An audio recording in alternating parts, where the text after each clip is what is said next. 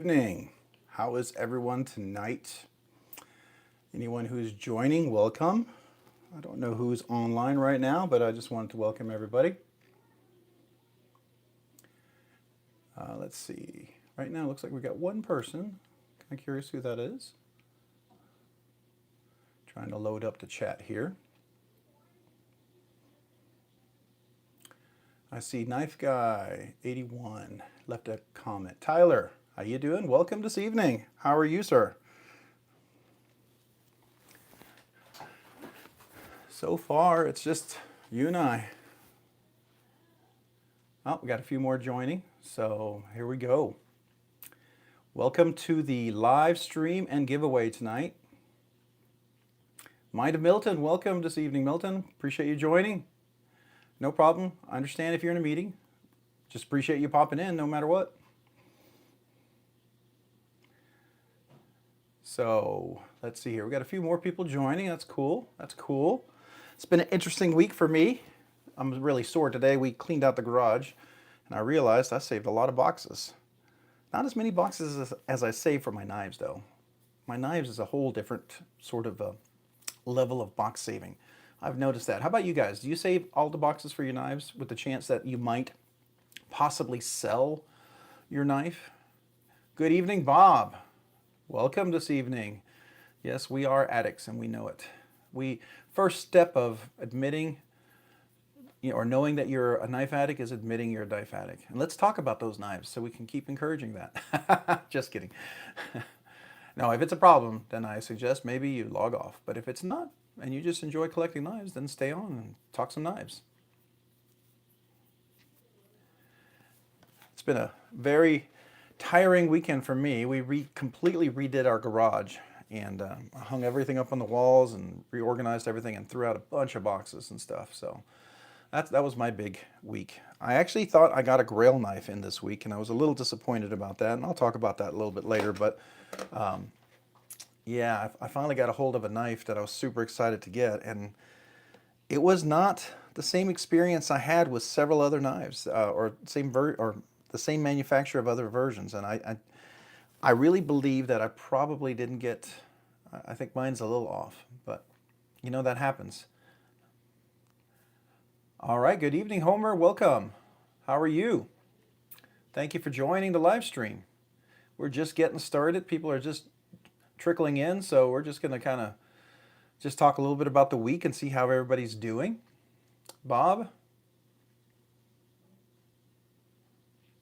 Hey, enjoying the Civivi Elementum 2? Awesome, Bob. I'm glad you're enjoying that. That's awesome.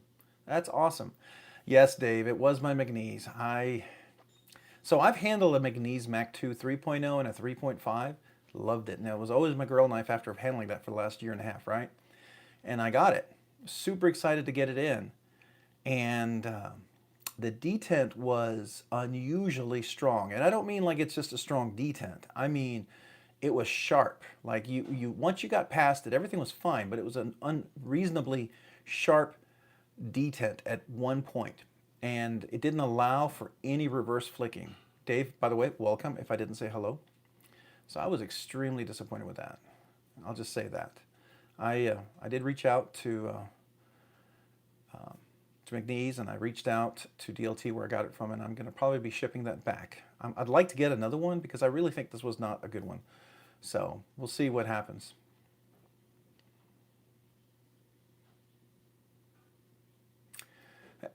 You know, I would be curious to see if they're different. I really would, because the one I got was just so.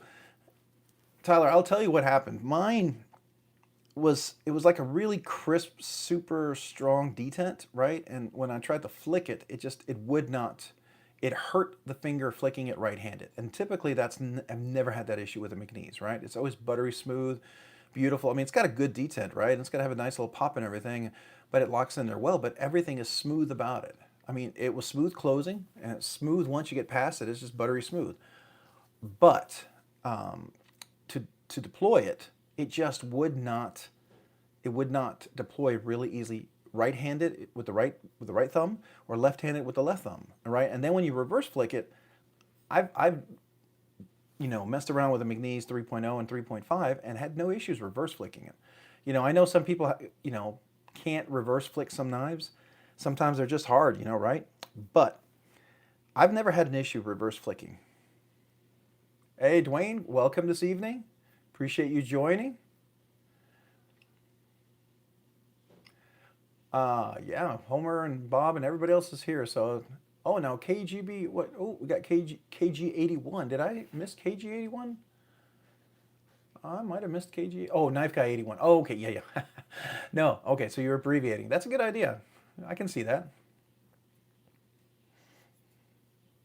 Good evening, Danny. Welcome. Appreciate you joining. So here's the thing about it, Homer. McNeese is, it's a pretty expensive knife, right? So I wasn't about to mess with it when. Okay, so let me back up a little bit. I had a Sonora from Giant Mouse, and I had the exact same issue that Bearded EDC had, right? He got a Sonora in, and he reached out to, I think it's Vostis or to one of those, Anzo or one of those guys directly.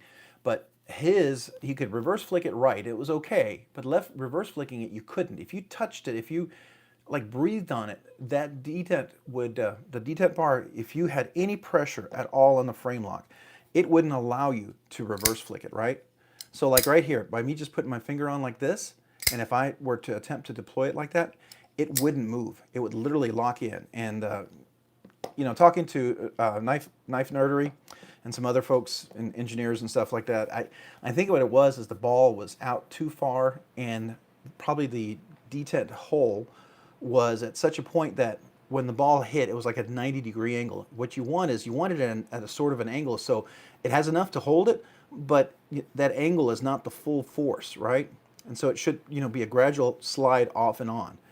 And that's what happened to the Sonora, and I couldn't get it to work. It was very, very frustrating. Ended up sending it back after I watched the review of Bearded Gear, and saw that his issue was. And so I was like, okay, I'm done with that, right? You had the similar with the TRM, yeah, super stiff reverse. See, and that's the thing. For this one, I have no issues with the detent is beautiful on this one. I mean, this is phosphor bronze, and I can reverse flick this all day long, no issues whatsoever, right?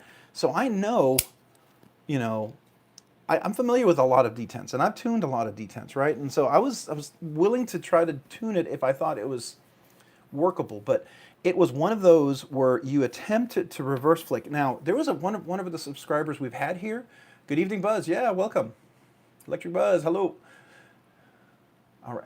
So, I had, what is it? One of the subscribers here, he had actually this Trogon, not this one, but he had a Trogon, and he couldn't reverse flick it at all. And he was really frustrated. Took it to the store. They said, no, it must be you, whatever.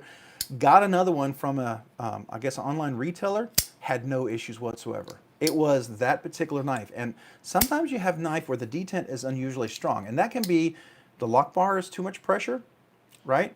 But it can also be the detent ball, depending on how far out it is and how it sits in, and is there a burr on the detent hole? How sharp is that edge that you're trying to overcome?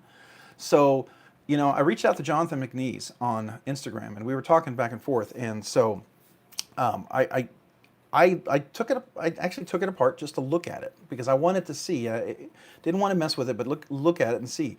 And the detent ball that was the exposed part of the detent ball had about a 20-25% flat surface along the line of where the detent ball would ride over.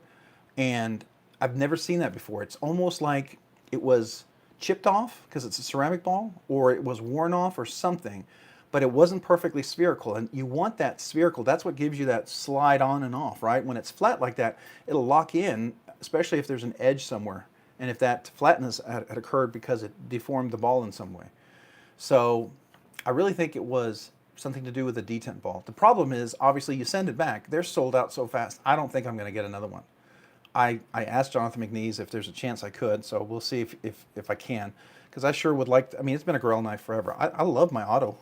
Beautiful knife, right? I love this design, the feel and everything, and I really like the knife, but it's just really fortunate.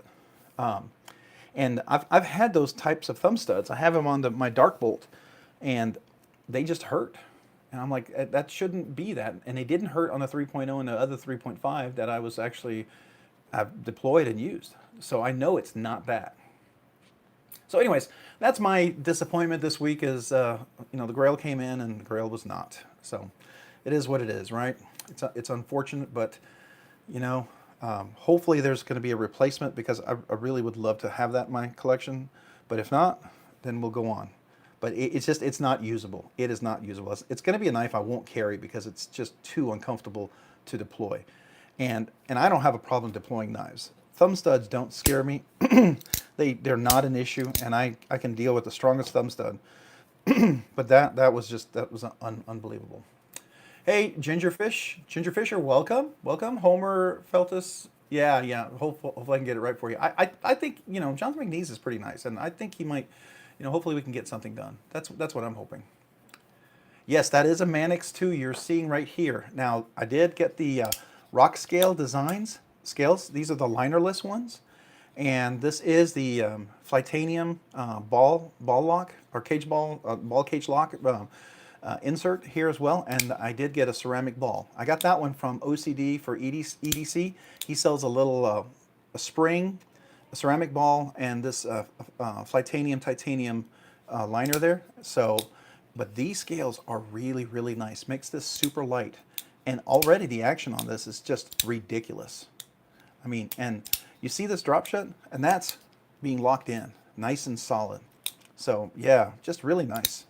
And I've used this quite a bit. Matter of fact, I used it when I was cleaning the garage. This S110 steel is crazy sharp and really retains its edge really nicely. Now I wouldn't whack with it because it's pretty, it's not a tough steel. It's a sharp steel. Good evening, Matt. Yeah. So were you able to reverse flick yours, Matt? Left-handed reverse flick, which I've never had an issue to be able to reverse flick. The only way I was able to get it to reverse flick, I literally had to hold it at this angle down here to hold this like this and then do that. If I had no pressure, anything touched this at all, it was not going to deploy. And that to me, that I've never, I can put pressure on this, I can still pull it. When I put pressure like this on there, it wouldn't release. I mean, you literally had to almost break it to get it open. I mean, that's what it felt like. So, I don't know. I think there's a little issue with how the detent ball sits in the detent hole. So it's a bummer. Ginger Fisher. Oh, I thought you were saying. Oh, sorry. Just saying hello. Wasn't sure if there was a question. Hello, nerds. Having a great day. Yes. Fellow knife nerds. Yes, indeed. So I don't know if anybody had a chance to check any of the videos out this week, but did anybody notice a little something different in some of the videos? Some of the videos that I dropped? What happened when you first open it? It happened. This week it did happen. I became monetized. So thank you, everybody. I want to say thank you to y'all. It's the first step. Now I'm sure that, if there's enough revenue after a while, I'll get that first check probably 3 months from now for like $2.50 or something. But hey, it's the way to go, right? So I'm super excited. Hey, thank you. I appreciate it, guys. No, but you know what? I thank you because you're the ones that brought me here. You guys are actually watching the content, enjoying the content, and makes it enjoyable to put out that content. So I really appreciate that. Matter of fact, I dropped my review on the slip joint, the Jack Wolf slip joint today, from a person who's not a slip joint guy, and apparently it spoke to a lot of people, but it was honest, and I really like that slip joint. I got to tell you, if I was going to be a slip joint guy, that would be it. And it still has me on the edge of whether I'm going to buy one or not. I just don't carry slip joints, so it's like I'm literally still on the edge. I haven't made the decision, but yeah. So, anyways, I really appreciate it, guys. Thank you so much. We are doing a giveaway tonight, by the way. If anybody's curious, there will be a giveaway. If y'all saw that. It'll probably be, my smallest giveaway yet. And you'll see why I say that in a little bit. Now, if you've already gone to the video, if you didn't know, I already put the link to the video in the description. So if you haven't gone to the description yet, click on the description, go to the other giveaway video, leave a comment. Make sure what? Jack Wolf Flipper? Sorry, you totally threw me there, Danny. You what? A flipper? For real? Oh man, no. Really? Is it on his Instagram? Did he at least show a little sneak peek? Did he reveal it at Blade Show or something? Now you got me. You got me totally blown away. Okay. That's cool. All right, so he may lure me in with his wiles of flippers, right? Pulls me in with a flipper just to get me to get stuck on those. Oh wow, guys, Tyler, thank you so much. I feel like I should do something for that. I don't have a fancy. Oh, you know what I do? I'm a nerd. Okay, so how about this? You know, I well, I don't know if I can do this. If I do this, this might be copyrighted, so I can't do that. I have this keychain, and it makes these Doctor Who noises, but I think this is copyrighted, and I'll probably get busted for that, and the video will get like either on hold or something because of that, right? So I wanted to do something that would be really cool, but I got to come up with something like that's awesome. Thank you, Tyler, man. That's really cool. Thank you, really. You're the first, and that's a big honor. Oh, you saw the Knife Center video? Oh, okay. I've been watching a lot of them. I missed that one. I got to go back. I've been trying to catch up. You know, we were busy, and this project I've been working on has really made me work a lot of hours. So I haven't watched as much as I can. Yeah, I got to get a giant gong or something. Absolutely. I think I have something upstairs. You know, I'm just I don't know what this is kind of a blowing me away here. That's really cool. So thank you. Um, I'm thinking, is there something here that I can do as a full salute? You know, I will give you a knife salute. How about that? It's kind of cheesy. I got to come up with something better. But that is awesome. Thank you. Still a slip joint, but it flips. Okay, I like that. So you can flip it out, and it still has to walk and talk when it comes back. Okay, all right. I could deal with that. That could get me into slip joints. Yeah, Dave C definitely giant gong for sure. Right. Okay. Very cool. Oh, second to kazoo. A kazoo. Okay, Ashley. Yep. Definitely, we'll have to look at getting a kazoo. All right, definitely. All right, so I'm gonna look for a kazoo. Got to think of something. Now, ironically enough, I've always been kind of a nerd in school, and when we had band when I was in fifth and sixth grade, I did play the kazoo, so that would be appropriate. That was kind of a nerdy instrument for me. Now I have a son who plays the tuba, and he is really good. He competed in the state championship for his ensemble, and he's going to probably be, I'm going to brag a little here because I'm so proud of him. He's probably going to be first chair next year, at least have a good chance at it, and he's going to be the leader of his section for the tuba. So super proud of him. I couldn't compete with him. Just Nate, welcome. Just Nate, appreciate you being here. Thank you. Ashley, did I say welcome? If I didn't say welcome, Ashley, welcome. Emmy, welcome. Hello. We are doing a giveaway tonight. This will be a giveaway evening, so just so you know, the link for the giveaway video is in the description. We'll go over that here in just a second. Give a chance for everybody to jump in. We're only 15 minutes in, letting everybody join. Danny, wow. Danny, thank you. Really, man, thank you so much. I really appreciate that. You guys are awesome. Now I got to get a kazoo. That's the first thing I got to get a kazoo. Yeah. Got to get a kazoo. Absolutely, for sure. Okay, so note to self, buy a kazoo. Man, that's awesome. You guys are awesome. Thank you so much. I really appreciate that. Gosh, I'm humbled. I really am. I'm super humbled. Super, super humbled. Froggy, oh, Froggen 52. Welcome, Froggen 52. Is that a PMP next to the Chavez? It is a relative. This one here, that's a relative next to the Chavez. And then this is a shaman, or shaman, depending on you want to do the Nick Shabazz pronunciation, we can call this shaman.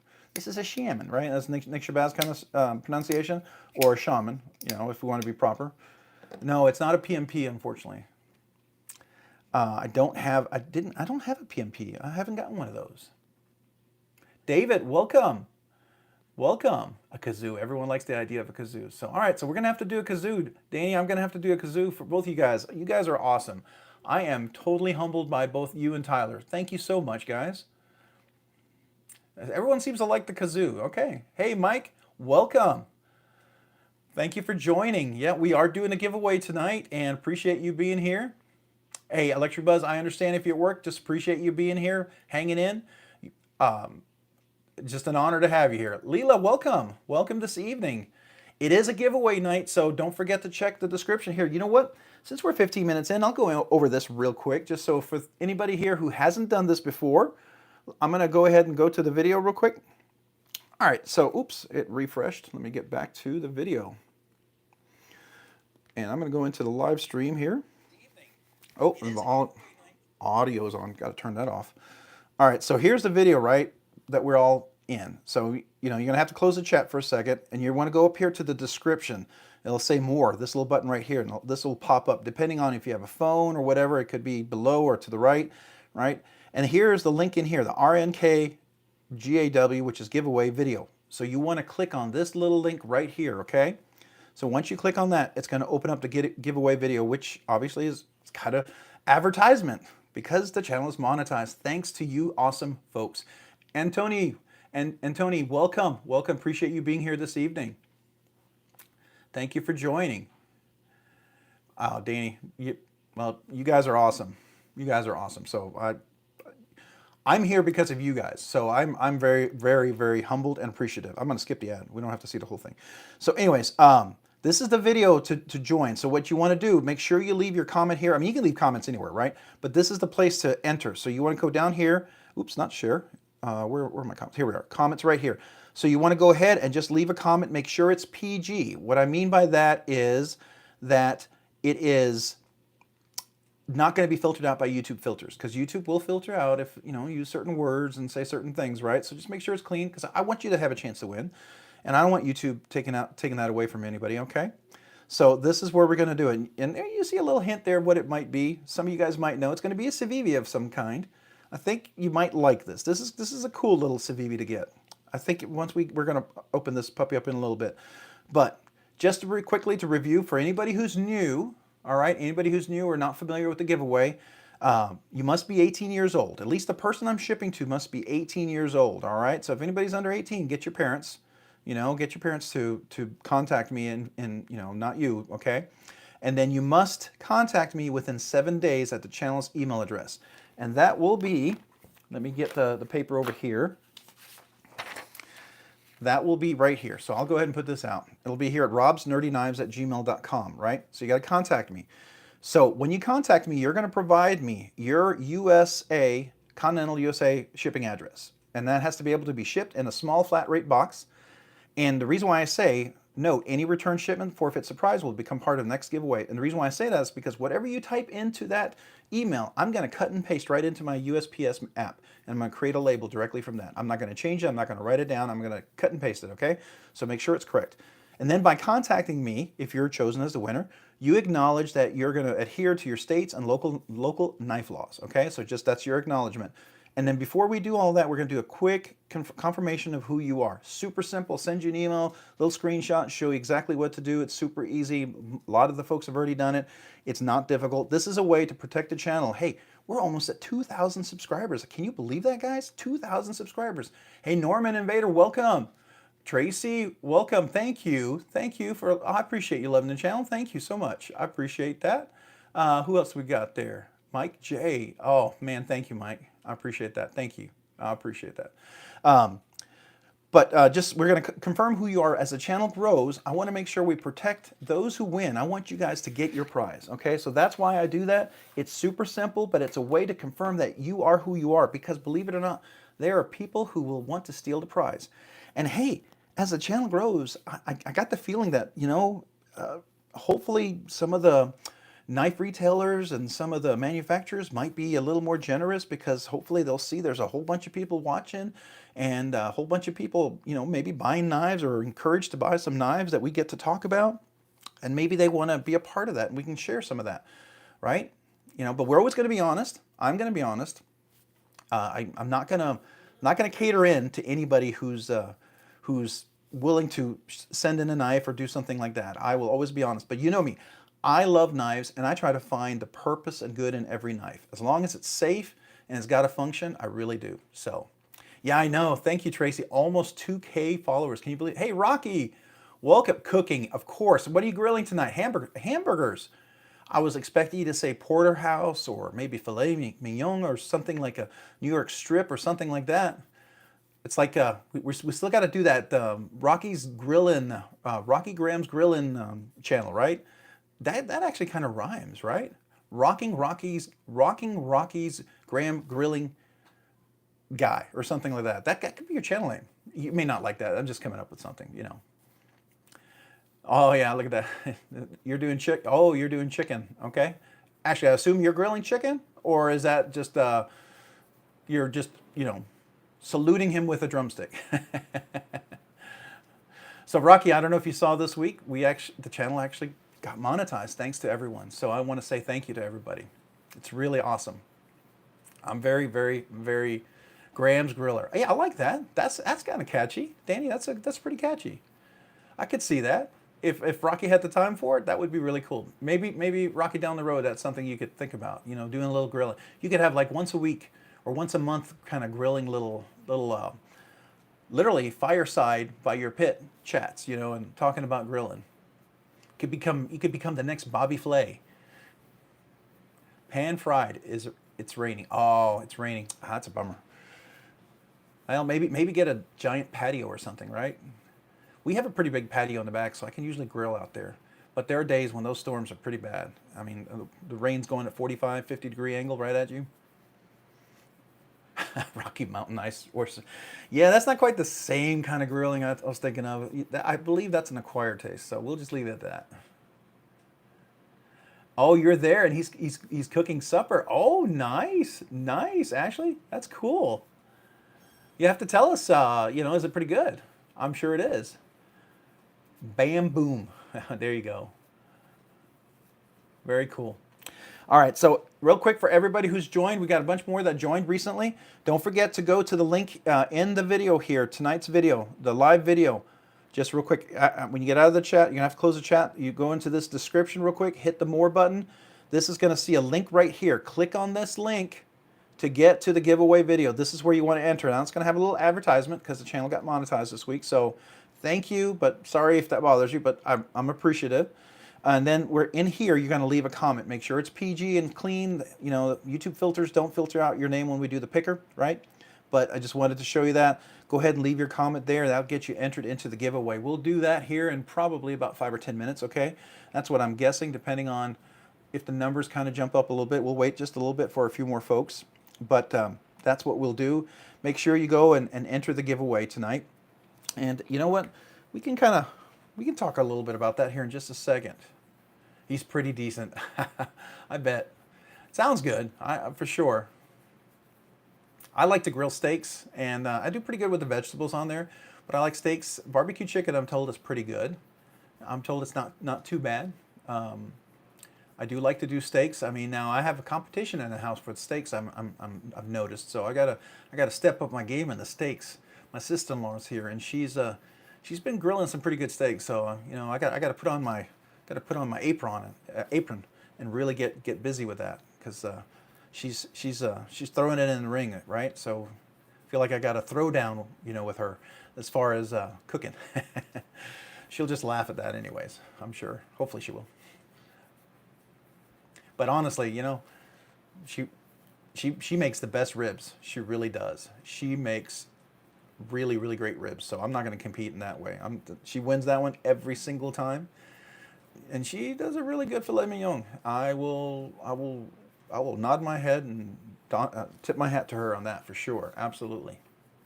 Rob's ribeyes. Yeah, that's kind of catchy, right? Cool. All right, so guys, I appreciate you guys jumping in. We were just talking about a little bit about the week. You know, what are we at? We're about 7:30, so you know it's time we can start maybe showing what we got for the giveaway tonight. We can talk about that.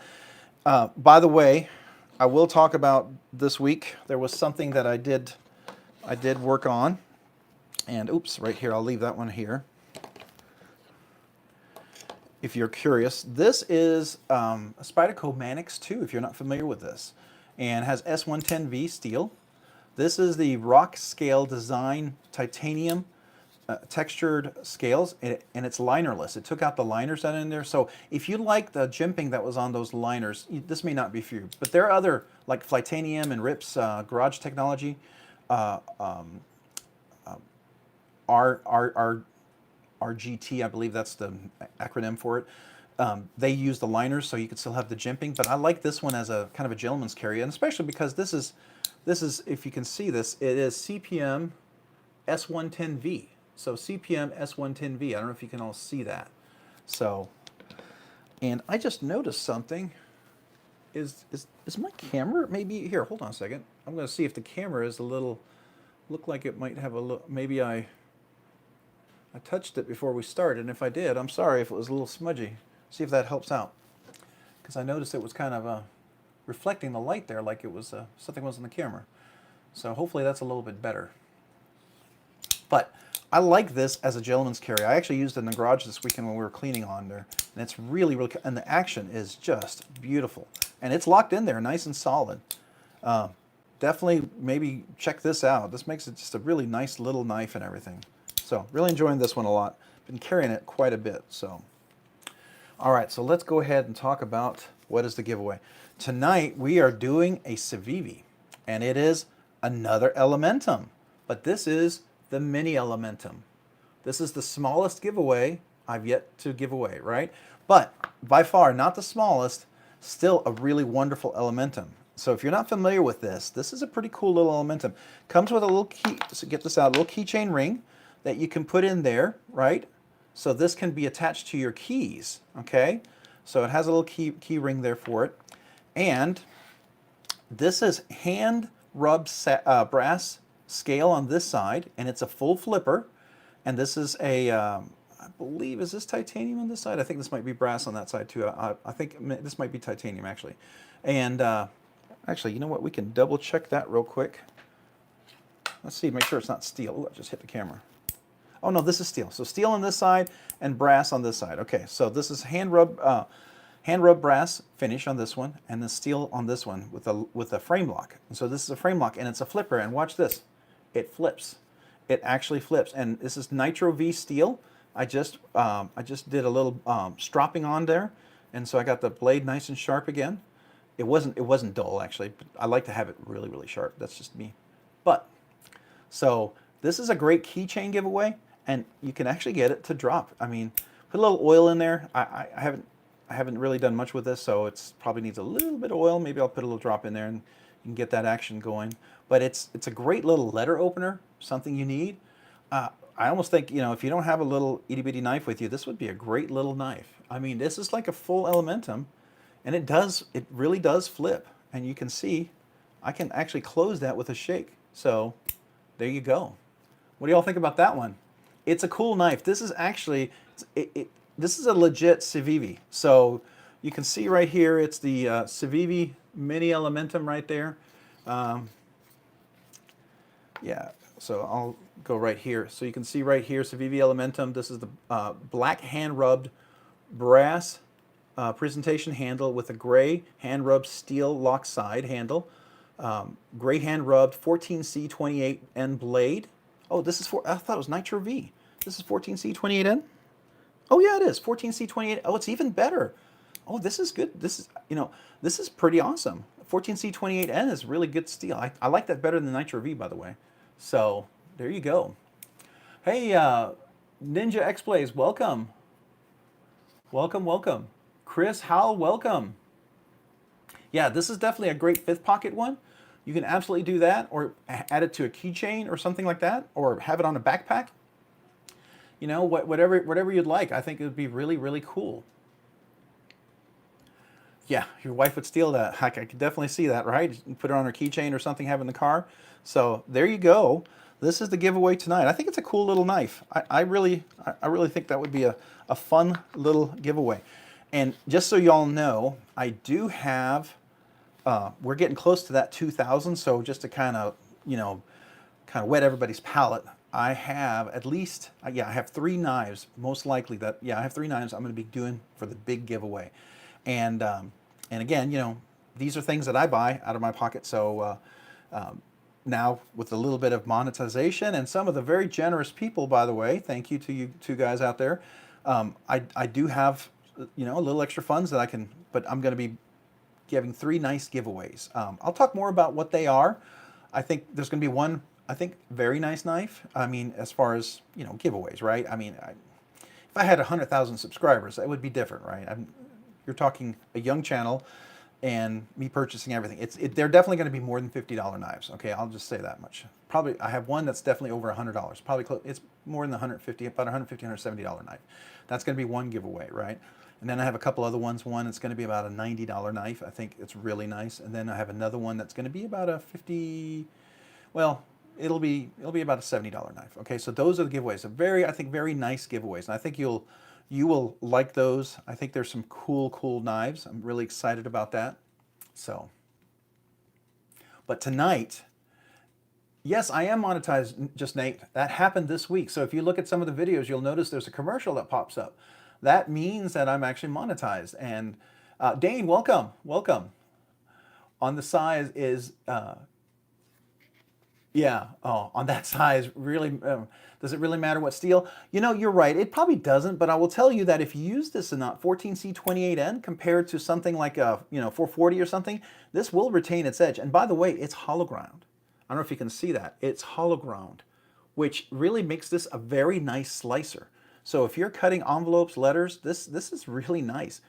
And it will retain its edge really nicely. I can tell you that much better than I've had my Gerber Easy Out, which was the very first knife I ever bought back when I was 18. So I still have that one. That particular knife, its edge just never held up. I mean, you use that thing and you probably have to sharpen after any hard use one day kind of thing. This one actually holds up, so it's not bad. Thank you, Nate. Nate, I really appreciate that. Oh, that one, the original, the larger original button lock and the fixed blade. Oh, you'd have four different size elementums. Yeah, you're right. You really would. You really would. I thought this would be a cool, kind of a cool little, you know, I know sometimes, you know, some of the knives might be a little big for some folks, but this would be a great little one to have. Maybe have in your briefcase, or, you know, you put it on your desk just to open letters and envelopes or boxes. Just kind of a fun little knife, I think, right? All right, so did everybody get a chance to enter? Has everyone had a chance to enter yet? I want to make sure, did I miss any comments? Let me go back here and make sure I didn't miss anything what anybody said. No, I think I'm all caught up. Okay, so I'm gonna real quick just remind everybody the rules. For those few folks who joined here, we'll probably do the giveaway here in about five minutes or so, okay? Just 18 years old, must contact me in 7 days, email me here, must have a USA address. If it gets returned, you know, you forfeit your prize. Because when you email me, I'm going to cut and paste your address exactly as you give it to me. By contacting me, you say, hey, I'm adhering to my state and local knife laws. And you're going to just confirm real quick that it is you by confirming a couple of quick steps. And we're going to do that. This protects everyone as the channel grows and we have more prizes, especially that night when we do the $3 grand giveaway. I think there's probably going to be a bunch of folks there for that one. And I want to make sure everyone's protected, right? So it's good to get in the habit of doing this. And it really is pretty simple. Some of you guys who've already won, I mean, that wasn't really hard to do, right? For those of you guys who've won a prize, if you're on here still, that was pretty easy, right? And the screenshots, it wasn't too challenging, right? Hopefully it wasn't. All right, so real quick, for those of you who are just joining, make sure you go to the video. Here's the live stream that we're in. Close the chat, go to your description, click on the RNK GAW video. This is a link right here, so you click on this right here, okay? Press on that. It's gonna open up the giveaway video. You'll have a little advertisement. We'll just get past this. And let's see, here we go, skip it. And so this is the video here, and it'll just say, hey, welcome to the giveaway. Good luck for June 5th. And then you're just gonna leave a comment. Make sure your comment is PG, okay? Don't let YouTube filters filter out your comment. I wanna make sure you guys get a chance to win, okay? So that's what you do to enter. All right, just like and subscribe. If you haven't already liked and subscribed, would you please like this video and then also like the live stream? I would really appreciate that. If you guys haven't hit the like button yet, would you do that right now? I would really be grateful for that. That helps out the channel quite a bit. And I'm gonna go to the giveaway link video here. I'm just gonna wait a couple more minutes for any last stragglers who haven't entered yet. As I open up this, we're painfully stalling so I can open up the link for the giveaway, or the comment picker. All right, so here we go. So this is the video. This is where I do the comment picker. Yeah, knife guy, appreciate it. Yeah, Tyler, appreciate it. Bob, yep, appreciate it. Thank you. DA So, hey, hit that like button. Yes, thank you so much, DA So. I appreciate it. Oh, you have a mini also? Perfect for the Zip Pouch Pro. Yeah. You know, I figure it'd be really nice, right? You know, it's one of those things that everybody could use, you know, and people would just be fun. It's also fun because it's small. You know, people love the big giant knives. Sometimes a really small knife that works exactly like a full knife is kind of fun, I think. All right, so what I'm going to do here is I'm going to go to, this is the giveaway video right here. So everybody sees this is the giveaway video, right? I'm going to copy the link right here just so you all know. I'm copying the link from the giveaway video. I'm going back to the comment picker here and it's zoomed in for me. I'm going to go ahead and close that and I'm going to paste that in. All right, so if anybody wants to double check, and I hit the camera, sorry. This is the video, just confirm, all right? Here's the video link. So if you haven't entered, enter now, okay? Quickly before we go. So in here, remember, I'm gonna filter duplicate comments. Everyone gets one chance, right? You could have left duplicate comments, but it's gonna filter out the extra ones. So you at least get one chance. Just wanna let everybody know that. But feel free to leave more than one comment. I'm totally cool with that. All right? And so we're going to wait a few more minutes, not minutes, a few more seconds. Everyone entered. Anybody not enter yet? Anybody not enter yet? Who has not entered? I'm going to assume, since no one's commenting, and I know it's a little delay here in the video, so I want to make sure I'm building in for that delay in me talking and you guys actually seeing it. All right, so I'm going to wait a few seconds. All right, so now I'm going to have to do a little math. 3 plus 8 is 11. Let's see how many comments we have tonight. 28 comments. So your chances tonight are very, very good. All right, very, very good. 1 in 28 tonight. So very cool. All right, so here we go. Good luck, everybody. And here we go. Start. DA So is the winner. Congratulations, DA So. So DA, let me put out my email address here real quick for you. Make sure you contact me at this email address. And this looks like it fell on the floor, so I'm gonna have to do a new one. But robsnerdyknives@gmail.com. Email me there with your shipping address, okay? Make sure it's a USA, Continental USA address. I saw you there, DA, so congratulations. Yeah, congratulations, man. I really appreciate you being here, and congratulations on winning the knife, man. That's awesome. So just go ahead and leave me send me an email with your address, and then I'll give you the steps to follow just to verify, and then we'll be all set and get that knife out to you, okay? Hey, you're welcome. You're welcome. And I appreciate you being here.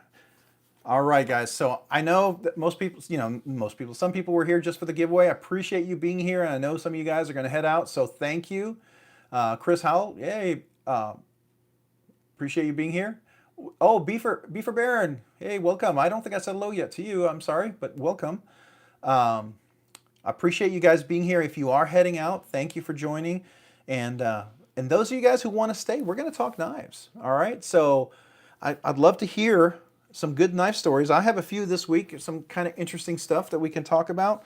So real quick, one more time, DA So is the winner. Congratulations. Once I get your email, I will reply to you. Remember, robsnerdyknives@gmail.com. You can come back and look at this video later if you didn't write it down.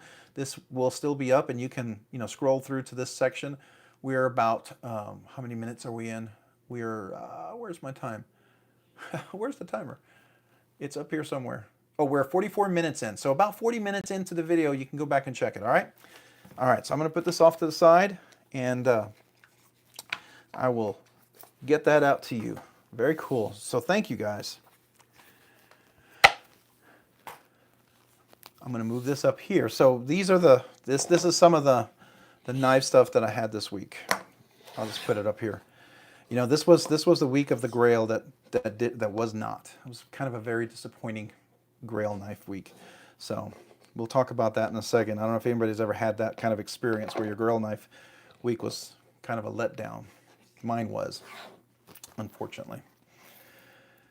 Hopefully you guys aren't. All right, there we go.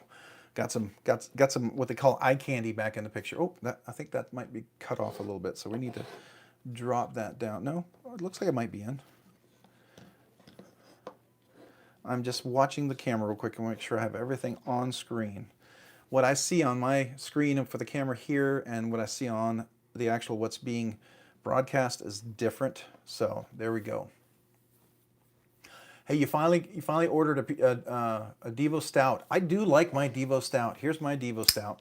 That is a fun little knife. I got to tell you, I sit at the desk through meetings all day long, and you know, I know Kevin's a lefty, but man, this is a fun knife just flicking lefty. I can do this all day long, and I know my wife and my sister-in-law and my sons, they all probably would wish that I didn't, because I can do this over and over, and you can get a really nice deployment. This is a great little knife.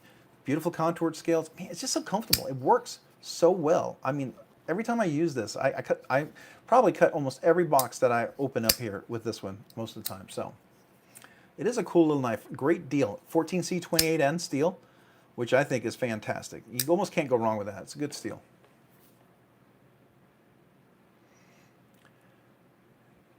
Oh, you were driving and listening. Hey, I appreciate it. Be for bearing. No problem. I appreciate that. Be safe though. Yeah. So pay attention to the road, and I appreciate you listening in.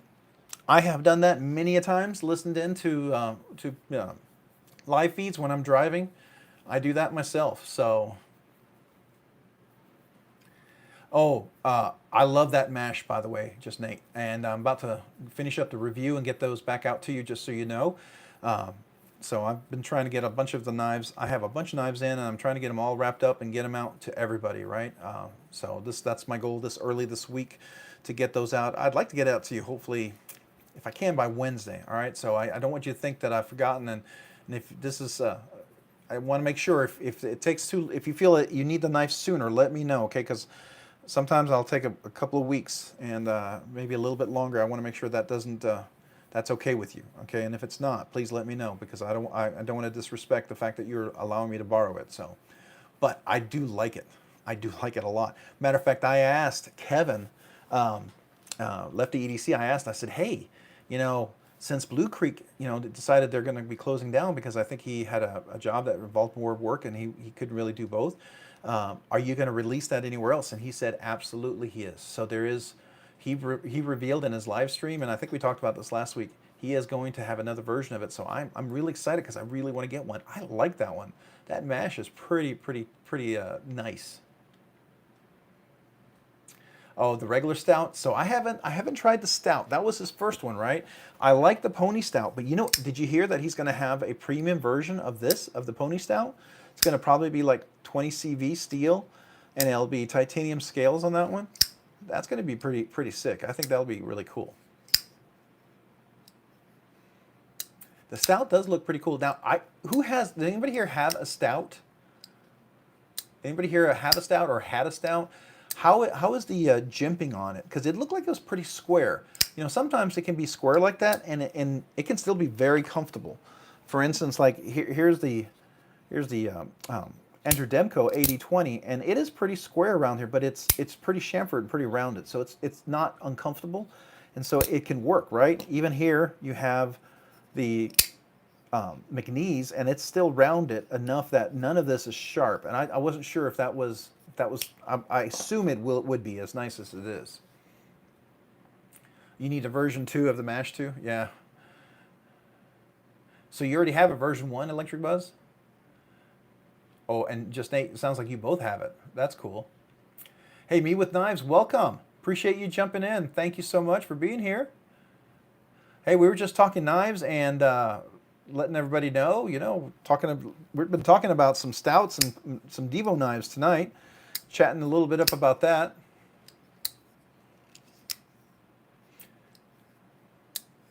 And then we talked a little bit about, we had the giveaway that we already pulled.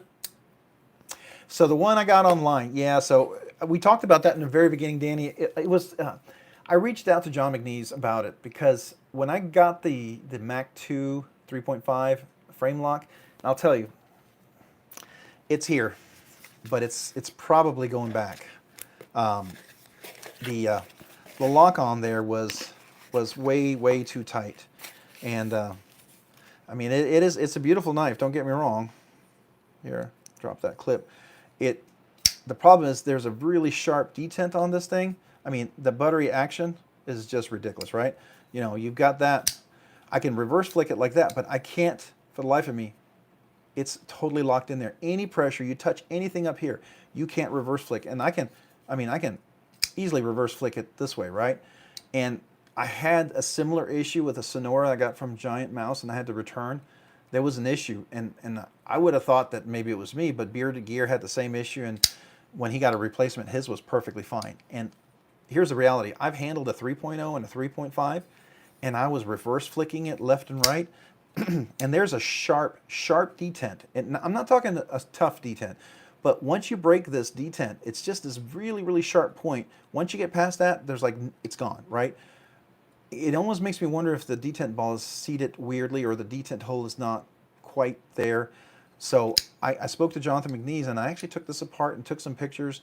The detent ball has the exposed part of the detent ball is flat. There's 20 to 30% of it is flat, like it was chipped off, shaved off, or something. And I've never seen that before, and that really does make it not sit as well. I want to love this, but the fact that I can't reverse flick it, and that just basic flicking like this, because you have to break that detent, it's really, really sharp, right? It makes this uncomfortable. And every other McNeese I handled, no issues. I've never been uncomfortable. It's already digging in, and my finger was getting red, and I was getting blisters just in the unboxing. And I thought that's kind of a bummer. I like it, but yeah, I can't deal with that for a Grail knife, right? When I've handled it and I've seen the other versions of it and how beautiful it is and how wonderful it is, I just can't. Yeah, to me, it's like I know how good it can be, and this is not it. And I think it's an issue with this one.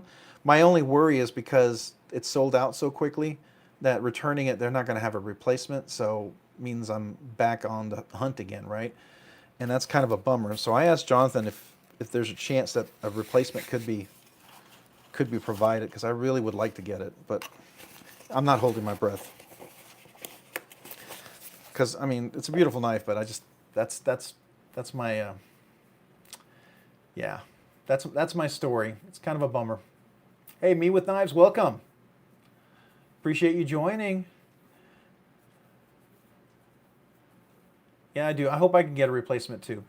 It's one of those things, you know, you ever have a Grail knife that you hunt down, you look for it, and then you get, and then, you know, it's not what you had hoped it would be. And it's one thing if you've never handled it and it's not what you hoped it would be, you know, that I'm more understanding of that. But it's when you've handled variants of it and you know what it's supposed to be like and how good it can be, and then you get the version and your version is just not as good as those other ones, and you're like, wow, that was for me. Oh,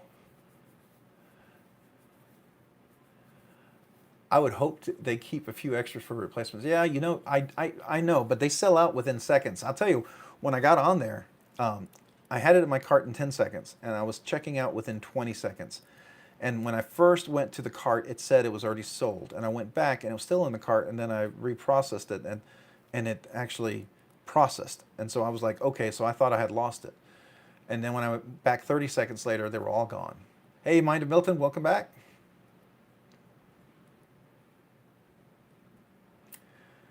Oh, it was really tight, but it was a lock bar. Yeah. So the thing is, I was going to entertain that idea of tuning it, but when I saw the detent ball and I saw how sharp it was, and just any amount of touch on that frame, on the lock bar would prevent me from reverse flicking it. I've had a couple of knives like that. The Sonora is the best example because, you know, it's one of those where it wasn't just me, right? It wasn't just my experience. There was others who you know, had the exact same experience. So And I know the first reaction is, oh, you know, maybe that knife is just not for you, and you know, some knives aren't meant for reverse flicking. So here's the reality. If you guys know anything about like the ZT 562 and the Hindura Jurassic and the Chris Reeve Umnumzan, I can reverse flick all three of those knives. Okay, those are not reverse flickable knives. Matter of fact, the 562 is not really supposed to be a flickable knife at all. Those thumb studs are meant just to be thumb stops, right? It really is only a flipper. Hey, thank you, DASO. I will check that later tonight or tomorrow, okay? I don't know if I'll get to it tonight, but I will definitely check that and I'll get back in touch with you, okay? So thank you for reaching back out. Appreciate it. But yeah, I can reverse flick those, and I can reverse flick some of the more challenging knives, like here, make sure I don't drop my mic. This is a really cool knife, right? I like the Makani, and it works really well. But to reverse flick this one is challenging. So if you get here, it's really is challenging. But you just got to know where to go, and you can still do it. You know, I haven't done this one in a while. Sorry. You can still reverse flick it, where you know if you're willing to work with the thumb stud. Any pressure on this one, it doesn't reverse flick well because it's such a thin blade, and this is such a thin lock bar, right? But you can make it work, and I can also make it work by holding it up higher up here. If I can get a little higher reverse flick, make sure I'm off of it.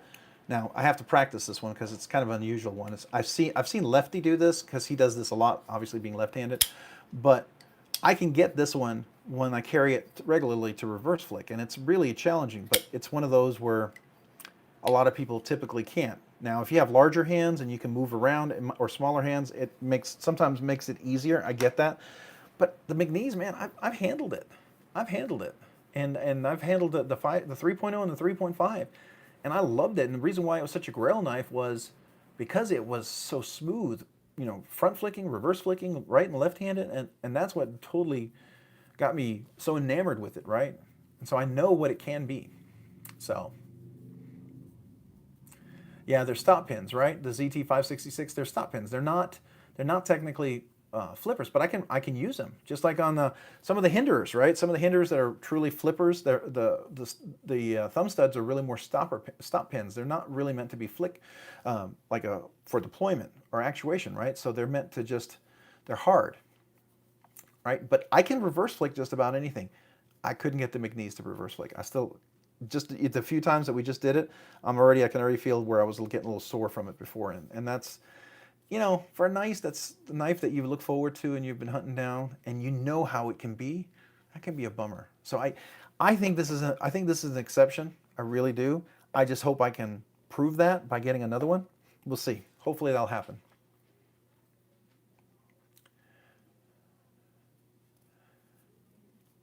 Yeah, so the ZT. All right. So for this week, what's everybody been up to? What have you been hunting down? Did anybody go to Blade Show? Did anybody get anything cool at Blade Show? I saw a lot of cool things at Blade Show from all the videos. I'm super excited. I learned tonight in the video I missed, there's going to be a Jack Wolf flipper. Now it's still a slip joint from what I heard, but it's going to be a flipper. That sounds amazing. I mean, if you want to, Jack Wolf wants to pull me in. I mean, he's luring me in. He's going to have me like a fish on a hook here in a second because I really like the Jack Wolf. That's a sweet knife. If I was a slip joint guy, I would absolutely be in the Jack Wolf craze and be getting a bunch of slip joints. But it's never been my cup of tea. But man, I'm still on the fence on it. It's that nice that it's literally making me reconsider slip joints, right?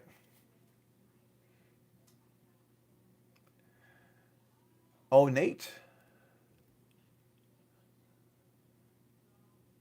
Oh, where'd I get the Shaman scales? This is the Rips Garage Technology, RGT. I got these off of, I believe it was DLT or it was, yeah, I think it was DLT. That's where I believe I got it. Let me double check that for you. They usually have pretty good. You can probably also get them right directly from Rips Garage Technology website as well. Matter of fact, I'm getting in some of the titanium scales. I'm going to swap these out for the titanium scales because I like to switch them out. I still have my red fat carbon ones for my TRM because I like I'm going to want to switch them back and forth. I really like these titanium ones, but I also like the red fat carbon, and I love the ability to switch them. This is really easy to switch. This is going to be a little more challenging, but I think it'll be fun to switch. Let me just confirm that for you. I think that's where I got it. I'm pretty sure. I'm going to just look this up here real quick for you guys. It's either that or KnifeWorks, but I think it was Rips. I think it was DLT. Let me see if I can. I'm going to sign in real quick and see if look at my orders. Let's take a look. Yeah, it was DLT. That's where I got it. Yep. Let's see if they still have them. I will look. Shaman. It's trying to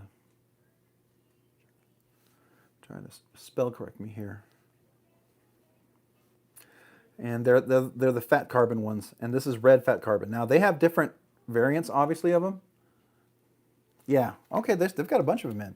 All right, so DLT, and these are all the various, like you have the Arctic Storm, which I think is really cool. Jungle Wear, if you like the green.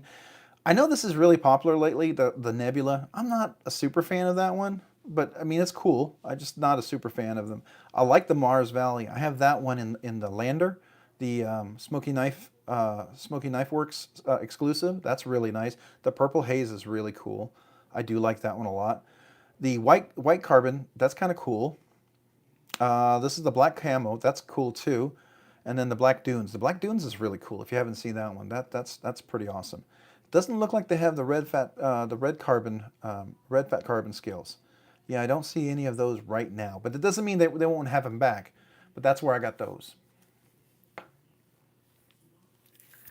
Yeah, hey, if you guys haven't checked out Just Nate,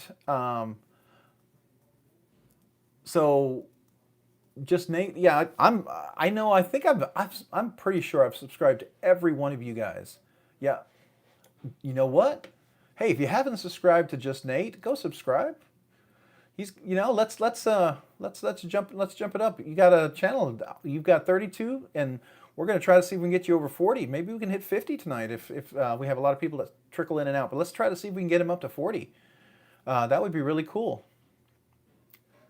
So Just Nate, check out his channel. That's awesome. And if you go over there, make sure you watch a video, right? Make sure you play it and watch it. He's got that mash over there. That's really cool. I like that mash a lot. It's got a really cool blade profile. It's like a workhorse knife. That's what I like about the mash. The mash is one of those knives that I would put in my car and I could use, really hard use. That's what I really like about that. I mean, this is a hard use knife, but this is a little more budget, and it's a little thinner. It's not as thick as the mash, right? It's a little slicier, and it's a very hollow grind. So it is like a budget, but a really nice little version. I can't wait for when they get the premium version. But that mash, man, that feels like a workhorse. You know what I mean? Hey, is it Granny or Grain? Welcome, Granny 2970. So welcome. We're all checking out. We're all going and checking out. If you look up a little bit, Just Nate. Somebody posted his webpage. If you haven't had a chance to go take a look, he's got his channel. We will copy it one more time, I think. If you hadn't had a chance, anybody who just joined.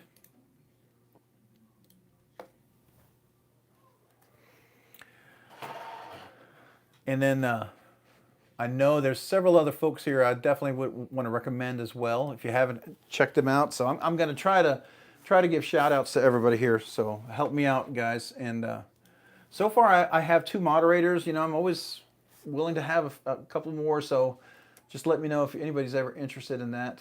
All right, there we go. I was going to find Mind of Milton next. I'm sure most of you guys already subscribed, but if you haven't checked out the Mind of Milton, please do check him out as well. I think that's a really, really cool one to go check out.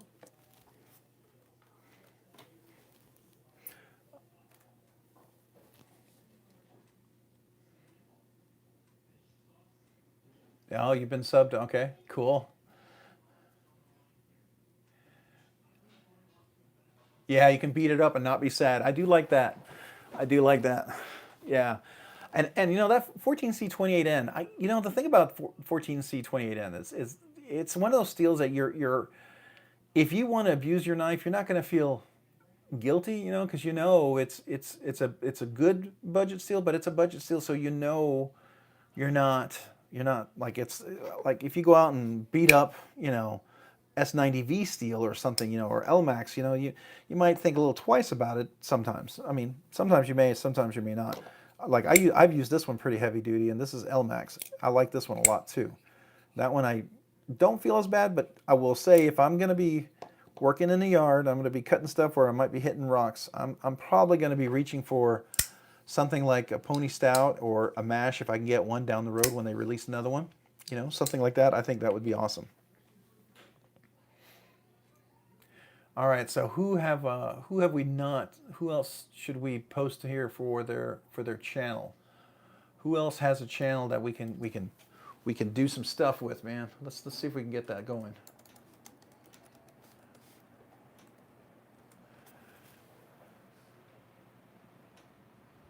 Anybody else have a channel that we'd like to maybe give a shout out to?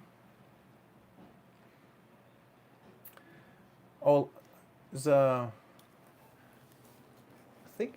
think that was Me with Knives. How about did we do that yet? I don't know. So Me with Knives, do you want us do you do you have a channel? It looks like you have you have a link, but I don't think you have anything posted. So I don't want to bug you if you're not posting anything. Hey Maurice, welcome. Thank you for joining. Appreciate you being here. We're just talking knives. We had a giveaway a little bit earlier. We did that around 7:40, 7:45. We did the giveaway, and we were talking a little bit about knives. And I did mention that I will have the big giveaway coming up here shortly. I don't know if it's a couple of weeks or a few weeks out, but we're getting close to hitting 2,000 subscribers. And I do plan to make that a pretty big giveaway. So I'm going to be doing 3 knives for that. Also in celebration of actually the channel getting monetized, thanks to awesome subscribers and people joining. Hey Frank, welcome. Appreciate you joining.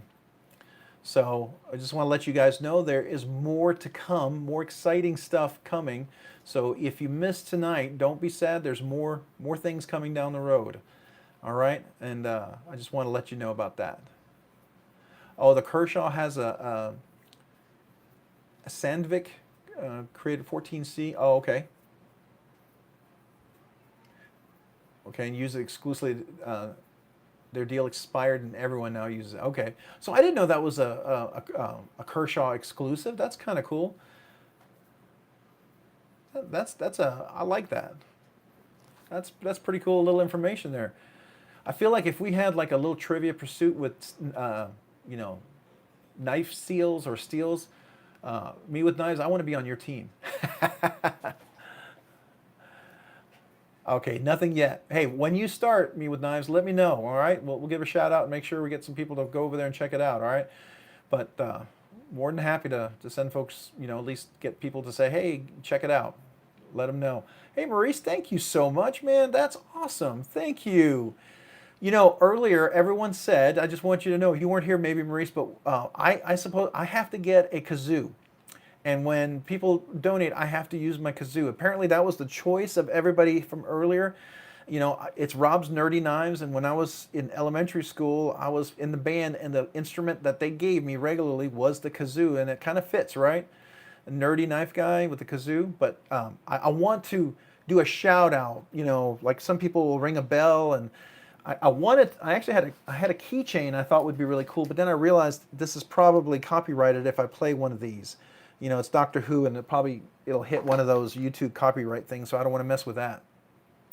But thank you very much, Maurice. I really appreciate it. I'm humbled, and you are awesome. So thank you very, very much. That is just super awesome. That's just super cool, man. I'm almost speechless. I don't know what to say because I can't believe that. First of all, I can't believe there's almost 2,000 subscribers. I mean, we're about to hit 1,900, and that blows me away, right? I can't believe there's people who are watching the videos and watching the ads, and that's cool. And then you guys are being so generous tonight. That's you guys are awesome. Thank you.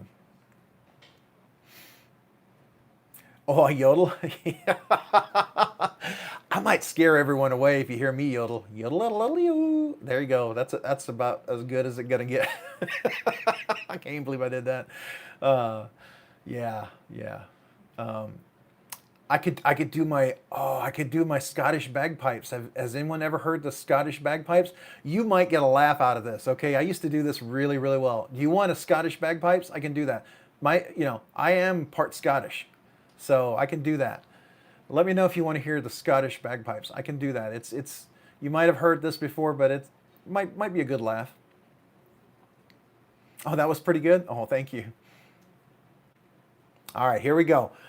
So for Maurice and Tyler and everybody that was so kind tonight, here you go. All right, here you go. This is the bagpipes. I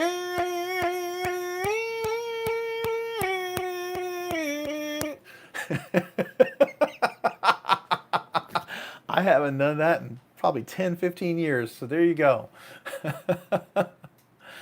Oh man, you guys making me do the bagpipes. I can't believe that. That's funny. All right, so what you do is you kind of make the noise, and then you gotta hit your neck when you do it, and you can make it sound even better if you do it quite regularly. But it's been a while since I've done it. But there you go. Hopefully that was a good laugh for everyone. Yeah, exactly. Tyler, I totally agree. They are like, what in the world is going on in there? They're like, if they could, they would sneak a peek in there and look at me and go, do you need some medicine or something? Yeah. Now, it makes me wonder, are there any big Scottish knife makers out there? I know there's Danish knife makers. You got Anzo and some of those other guys, but I wonder if there's any Scottish knife makers out there I'm not aware of.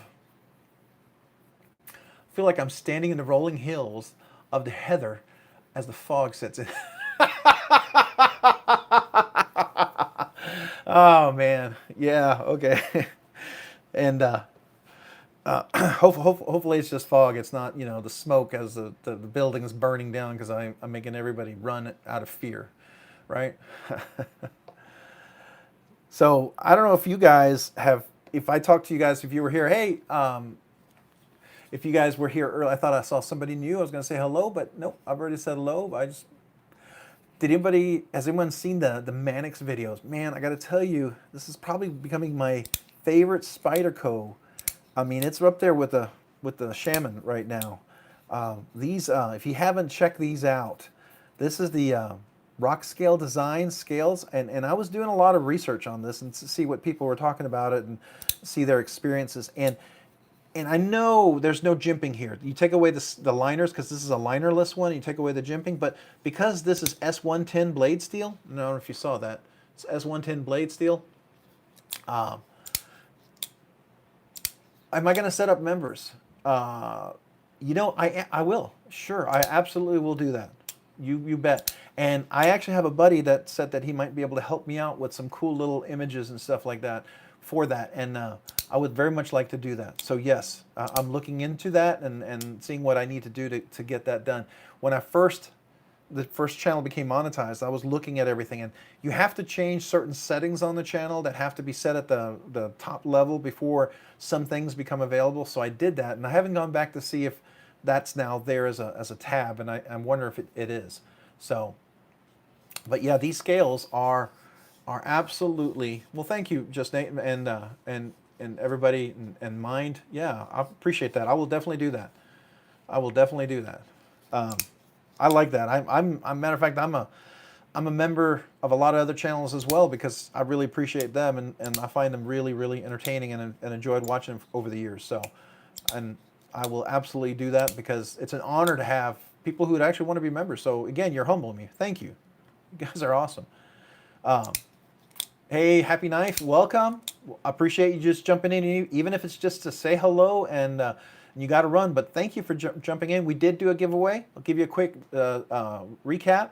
We talked a little bit about the big 2K coming up. I'm going to have 3 nice giveaways coming up. We're planning for that. I have knives already planned for that big one. So excited about that. The channel got monetized, so it's going to be the 2K monetized kind of giveaway. It's going to be a big celebration, and so that's kind of what we're doing here. And we're just talking knives now. So appreciate you being here.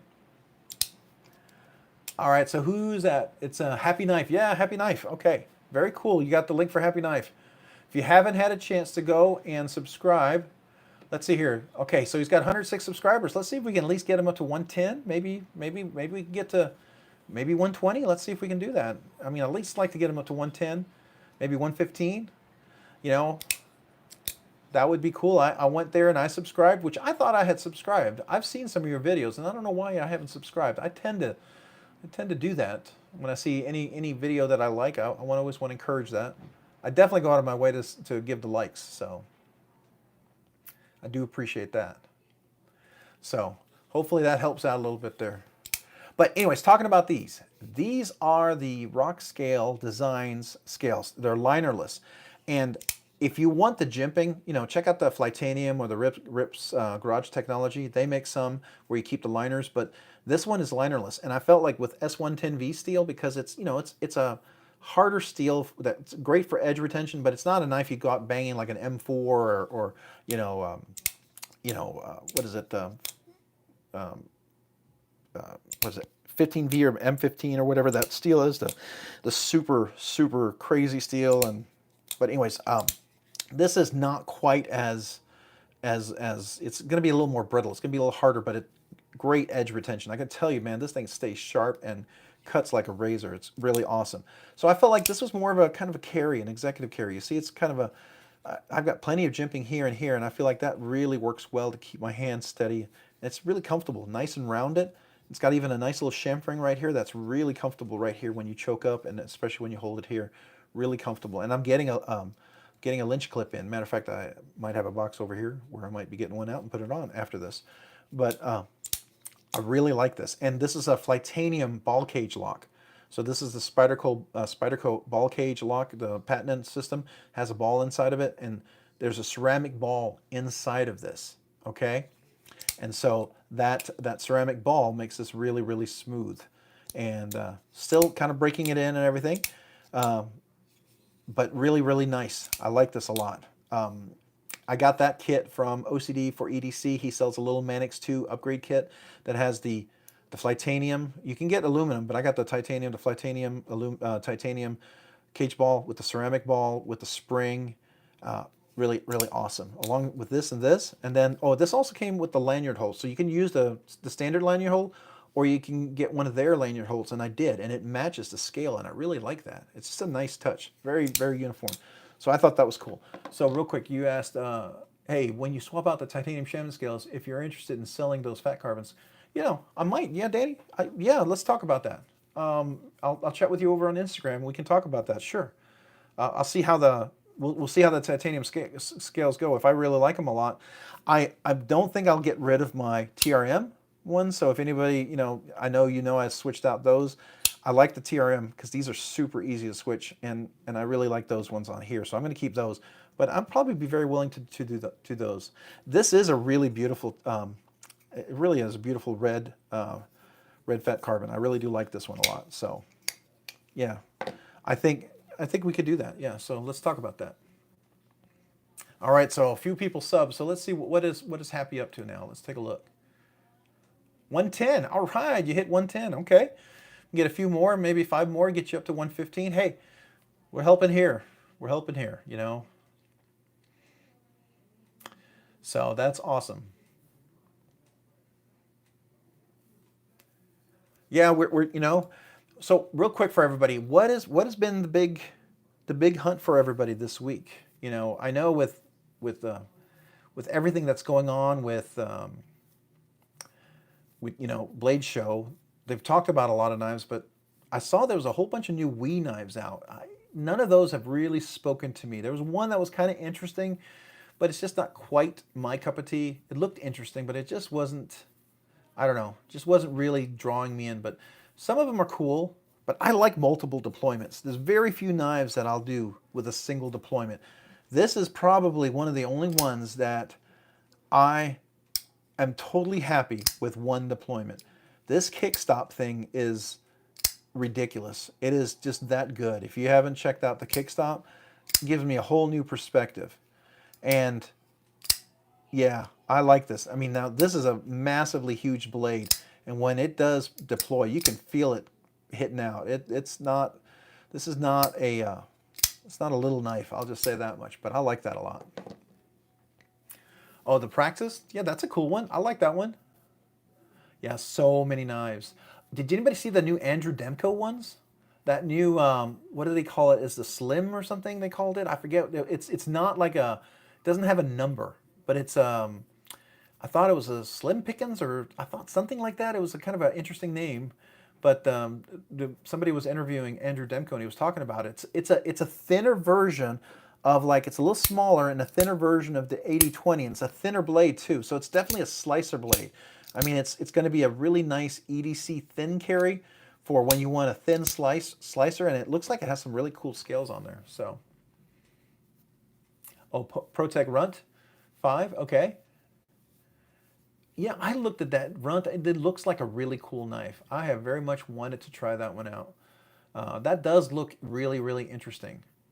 So my only question is, I saw it's really snappy. Is it easy to get a good presentation on there? I mean, it doesn't fly out of your hand. It's not weird and it's going to shift. Because, you know, sometimes with smaller knives, you want to make sure you can get a good presentation. You know, that's what I like about when they have a finger choil or things that could give a good presentation. But sometimes it can be challenging, right? How do you, how's your grip on that one?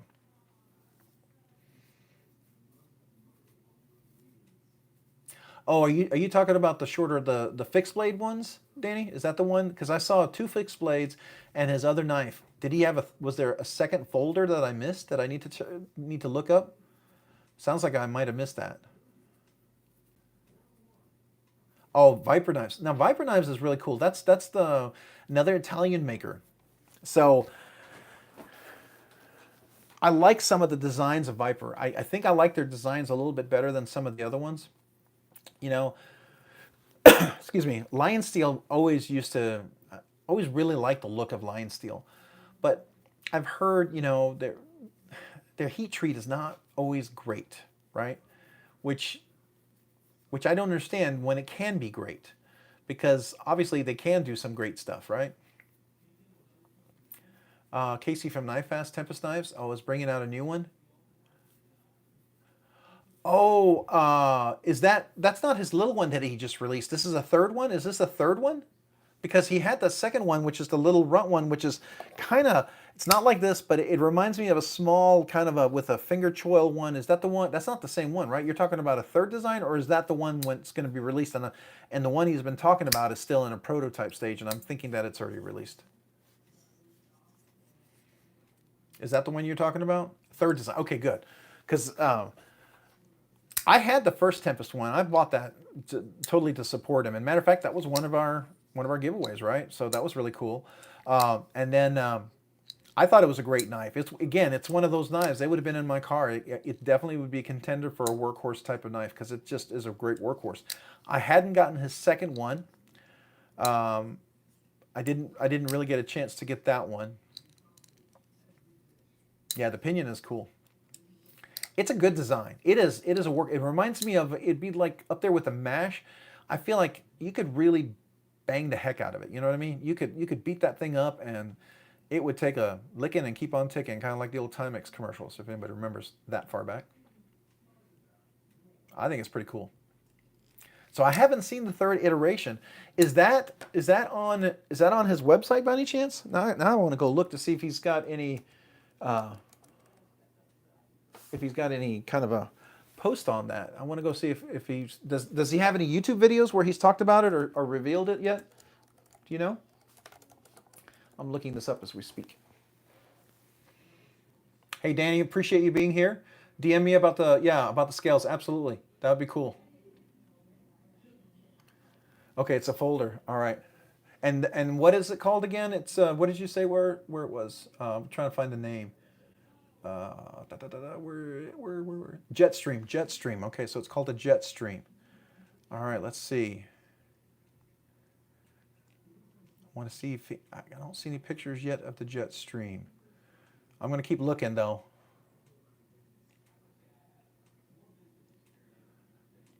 All right, I'll keep looking for it though. It definitely looks like a really cool knife.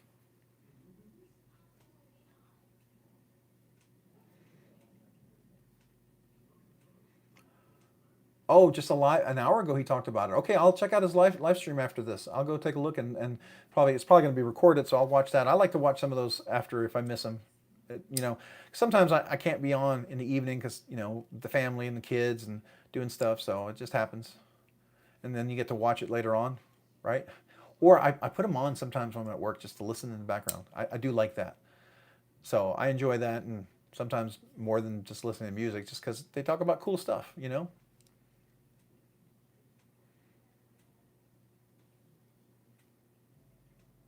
So the run, make sure you have a good grip. All right, that's cool. Thank you about that. Jetstream. All right. Hey, Sensor, welcome. Welcome. Good evening to you, sir. We are just chatting knives. You know, we had the giveaway, but let you know we are definitely planning for the big giveaway. We're about to hit 2K, which is super awesome. Thank you to everyone. And thanks to everyone, the channel is monetized. So we're going to have a big 2K monetized kind of giveaway coming up when we get real close. I mean, heck, we're really close now. We're almost at I think I'm 1 or 2 subscribers away from 1,850 subscribers. So we're about 150 away. So I'm hoping we can hit that maybe in a few weeks. Maybe if we go along the pace that we normally go, that could be anywhere from 2 to 3 weeks. If we slow down, it could be a little bit longer. If it goes a little faster, it could be a little shorter. But I definitely have 3 awesome knife giveaways for that. So I just want to let you know. So we are definitely doing that. And I was asked about, you know, memberships, so I will work on that and getting those up. And and then I have to get a kazoo. That's my other action item. Get a kazoo for. I hope I can get it in by the next live stream because that would be awesome. I'll try to order one where I can get one. If not, maybe I'll go to a music store. It'll probably be a little more fancy if I go there, but you know, we'll go looking. Yeah, go to sleep with knife channels. I hear you. I sometimes do that. You know, even with my wife in bed, I'll put on a little like a earbud and just listen. And then next thing you know, next morning I wake up and I gotta hunt down the earbud and the phone's usually either on the ground or I'm laying on it. Hey, thank you, Sensor. I really appreciate that, man. That's yeah, I can't believe it. You guys are awesome. You know, it's thanks to everyone, all of you guys. So I'm humbled. So we were talking about Blade Show. We were talking about some cool new knives. We talked about the Andrew Demkos. I found out, I got to go check this out, the Jack Wolf flipper. That's still going to be a slip joint, but he's going to have a flipper. That he is, you know, I'm not a slip joint guy. I just did drop my review or my box opening on the Jack Wolf today. Awesome reviewer who's let me borrow it. I believe they were here. If they might still be here, I don't know. But I want to say thank you. But it's just super awesome knife. If I was going to buy a slip joint, that would be the reason why I would do it. And I'm still not quite there yet. I got to find a design that really speaks out to me. The problem is there was 1 or 2 that did, but they're sold out, right? So they're impossible to get. But as many as he makes, I know there's going to be something. But then when I heard about the flipper, I was like, no, really? Really? You're going to do a flipper?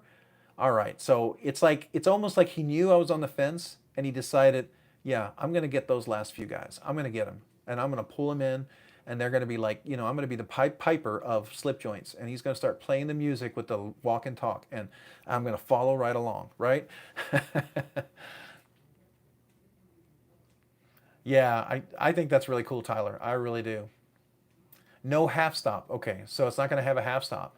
That's okay. So it doesn't lock, but it will when it opens. Does it lock pretty solidly? Did you get to see that? If it has a pretty solid lock opening, you know, that's the only thing. If you don't have the second walk and talk, I don't know. Is it still as strong without the second half stop?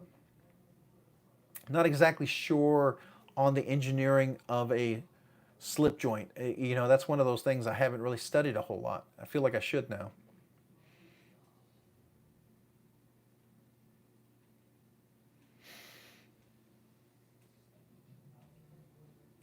A DCA from Knife Center is like DCA from the Knife Center is like, Like Bob Ross of the knife community. Yeah,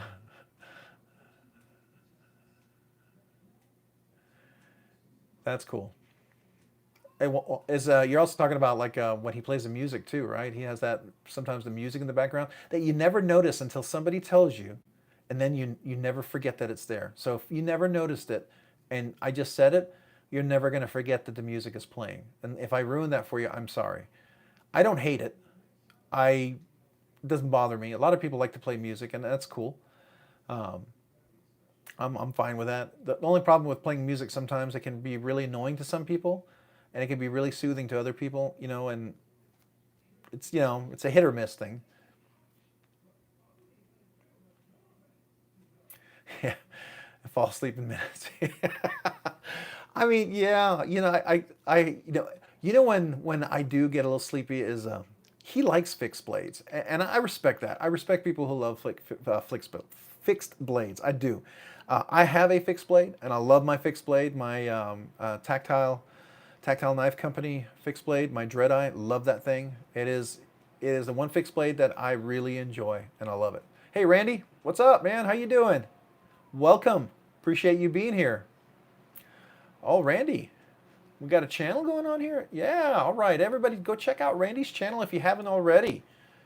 I am subscribed to Randy's channel. Yes, sir, I am indeed. And if you haven't, please do. And go check out some of his videos. Watch them. If you subscribe, make sure you at least watch at least one or two videos all the way through, or at least get most of it, because you want to make sure that the YouTube algorithm doesn't come through and think you accidentally subscribed and you didn't mean to, and so they're cleaning it up. Because it does that for whatever reason. I think sometimes if you might think that somebody clickbaited you to click on that and subscribe, and that's not really what you intended to do. And if you watch the video and you're actually watching it, then they're more likely to say, yeah, this person genuinely intended to watch the video. So if you haven't done that, give it a watch. If you've already subscribed, just go give them some likes, right? And if you haven't liked this video, maybe give me some likes too if you happen to be available. So I'd appreciate it.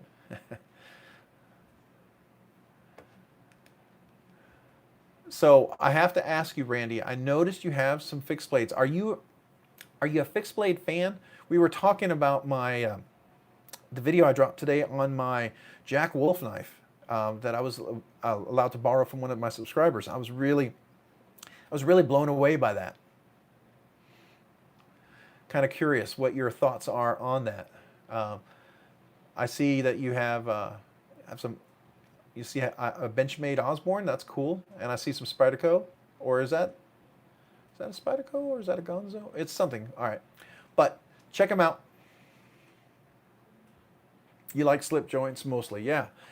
There's a few folks that are. I mean, they are big time slip joints. I know there's one guy who's from England who does slip joints, but that's kind of a requirement when you're in England, right? It's really you don't have a whole lot of options, so you're kind of limited over there because they are not. You can't own them in your house like you can in the states, or in some places like New York or Chicago, you can't carry them, walk around with them, but you can legally own them. Most knives. There are some states where you can't even own a switchblade. Even having that as in your house is considered illegal. So you have to be careful about some of those. But oh, slip joint. Okay, I like that. Slip joint Sawyer. Is that the guy that I was talking about? Is that the British guy that I was mentioning? That's cool. Hey Todd, welcome. Appreciate you being here this evening. Thank you for joining. We are just chatting, talking away knives. We did a little giveaway earlier. Talk about Blade Show.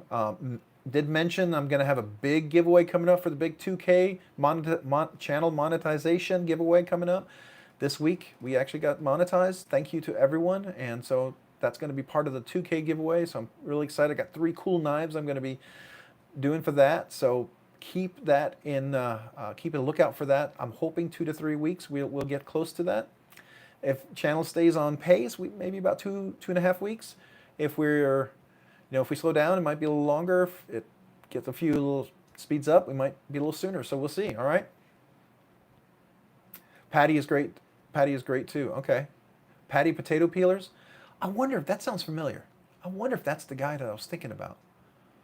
I should look that up. Patty potato peelers. Let me see, because it was a very Unique potato peelers. Is that?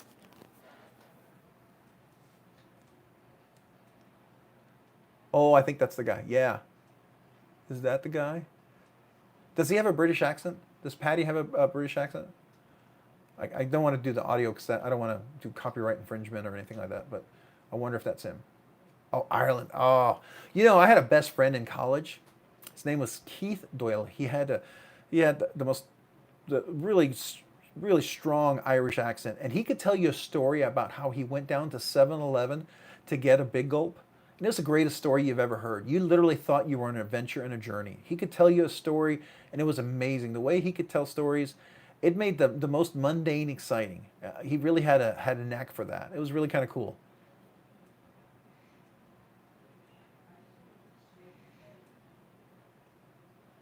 That's cool. Yeah, I like that. Hey, Matthew, welcome. Appreciate you joining. We are just chatting, talking knives, talking blade show, talking channels. We're talking slip joints here for a little bit and talked about a few other channels that were, because I dropped a Jack Wolf review today, or unboxing, I should say. It's not my official review, but it's the unboxing. And it is the knife that's put me on the edge with slip joints. I am not a slip joint fan. I've never been, but this knife has got me on the precipice, if you will, on the edge. And then I heard Tyler mention at Blade Show that Jack Wolf is actually coming out with a flipper slip joint. And I feel like he knew that people like myself are on the edge and that we were like really close. And he thought, how could he lure us in? And the magic he does with slip joints, I can only imagine how good that's going to be. I haven't looked for it yet. As soon as we're done tonight, I'm definitely going to hunt that video down and take a look. I think that would be super cool. Matter of fact, I'm going to look it up. Now I want to see Jack Wolf flipper blade show. Let's see if hopefully that's tagged like that. Let's see if it shows up.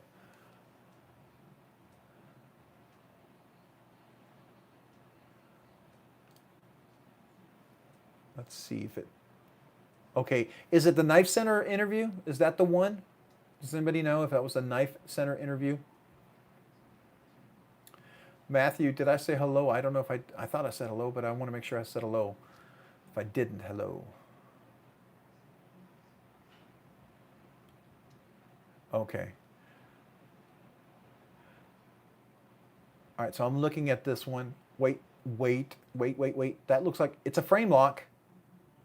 Oh my God, it is a frame lock. It's a frame lock. It's a front flipper. Holy Jiminy Crickets, no way. No way. Oh my gosh, I love it. Oh, wow, I was not expecting that. What the heck? That is freaking awesome. That is amazing. Okay, all right. If you haven't checked it out, check the Knife Center review. It's a Blade Show 2023. Okay, that dude he's dangerous. He's got some Pied Piper music going on when he makes these knives. What's going on with this guy? And just to look at it, that is just ridiculous. It's got a slip joint. That looks more like a slip joint, honestly. All due respect to the X Series and Enrique Pena. I love his stuff. I really do. I have a Trapper. Love it, love it, love it. Love a lot of his designs. No complaints there. But this guy it's completely different, and I like that. That is freaking cool. All right, that is really cool. All right, so I'm gonna put the link for the video. I think I can do that. I can give a shout out to somebody. So I'm gonna put the link for the video if you haven't looked at this yet. Definitely take a look. I think it's worth looking if you guys haven't looked.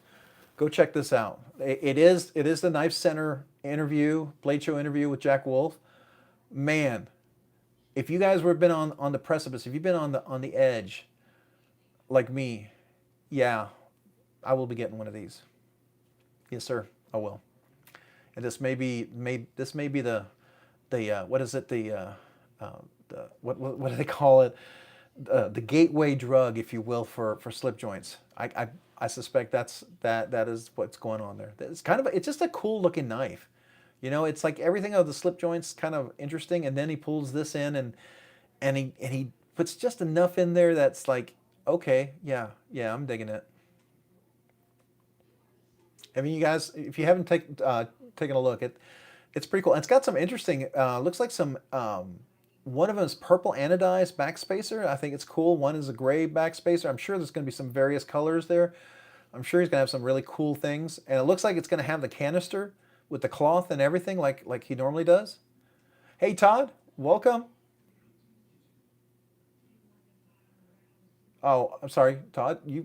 Louis, welcome. Todd, you were already here. I don't know what I'm talking about. Sorry, I've already said hello to you. I believe I said hello to you. If I didn't, yeah, I did. We were talking. Sorry.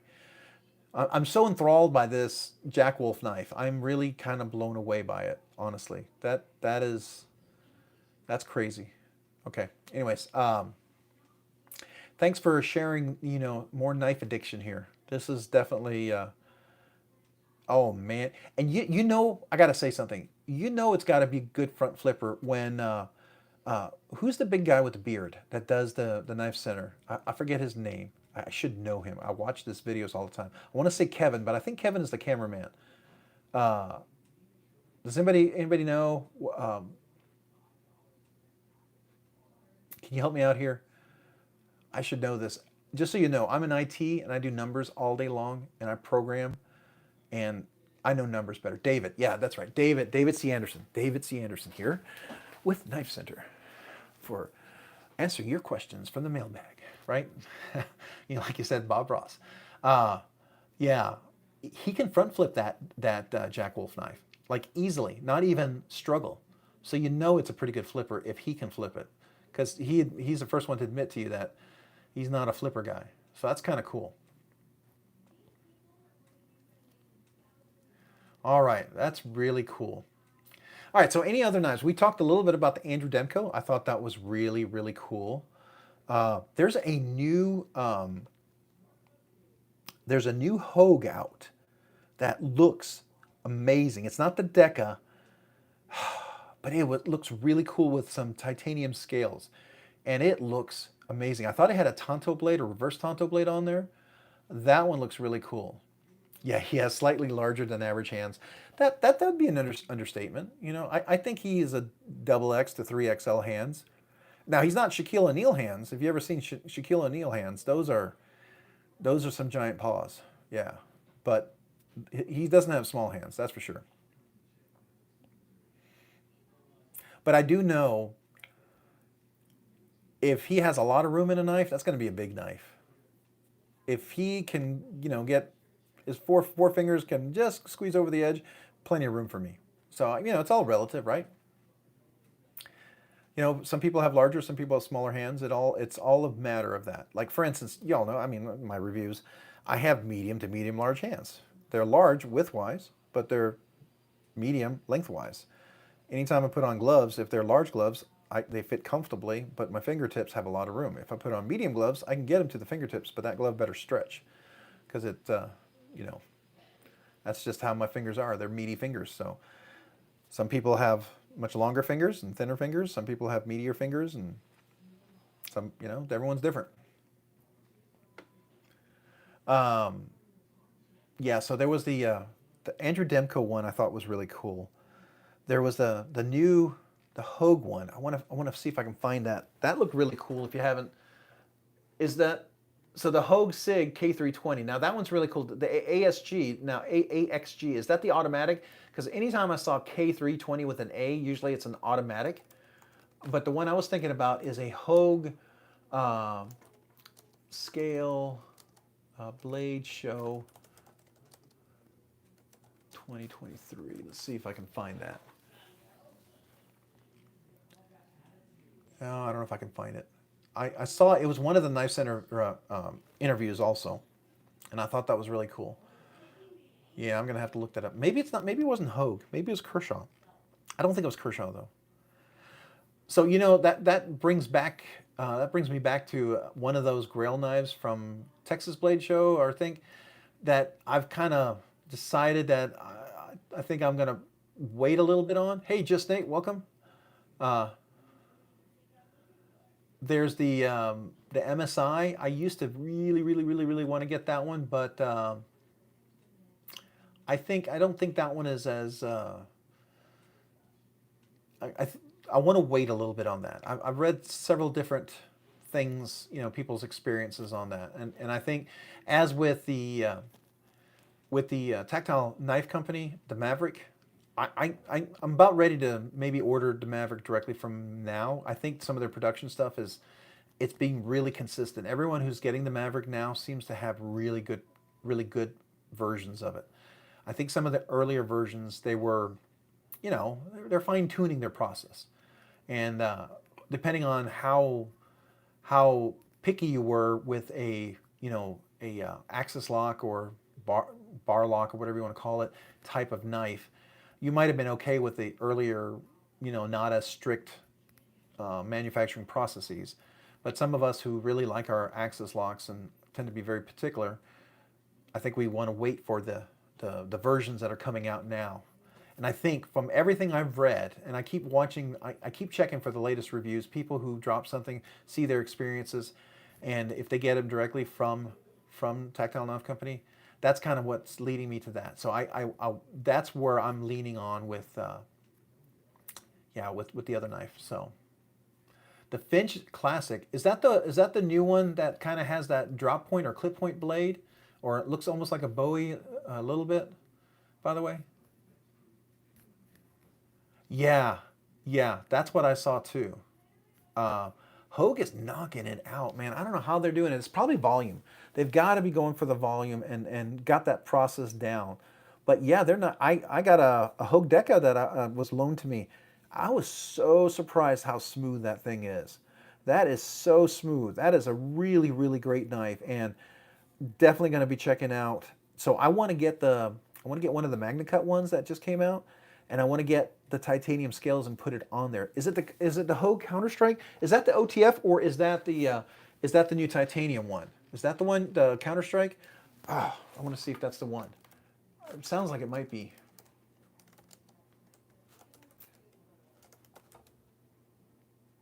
No, the Counter-Strike, well, that is a nice knife, by the way.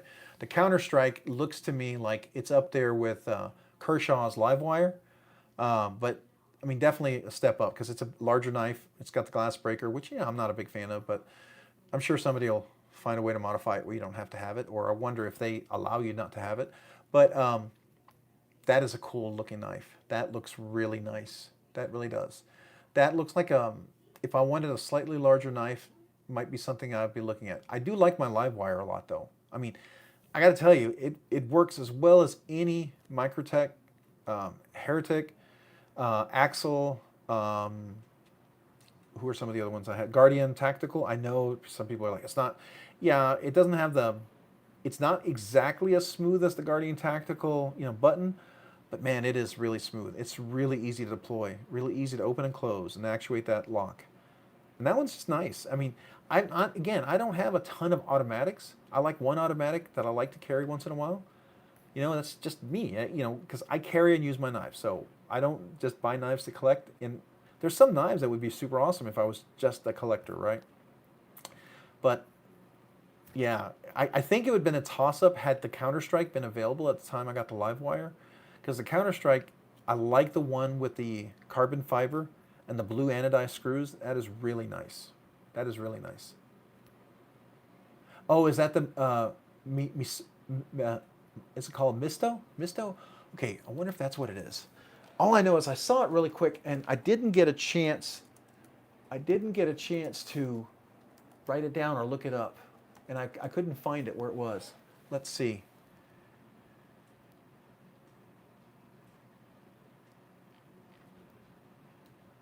Oh.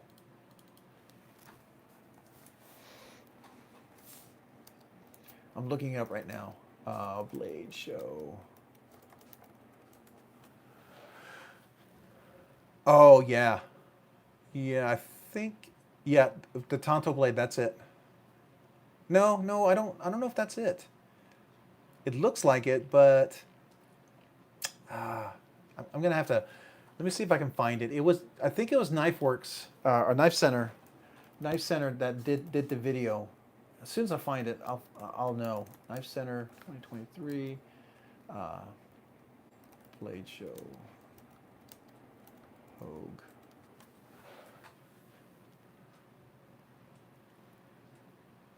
All right, let me see if it's in this video. I'm gonna fast forward it real quick. Oh, that's it. Yes. Wait, there it is. What is that? Okay. I think that's it, but I'll have to turn the volume on.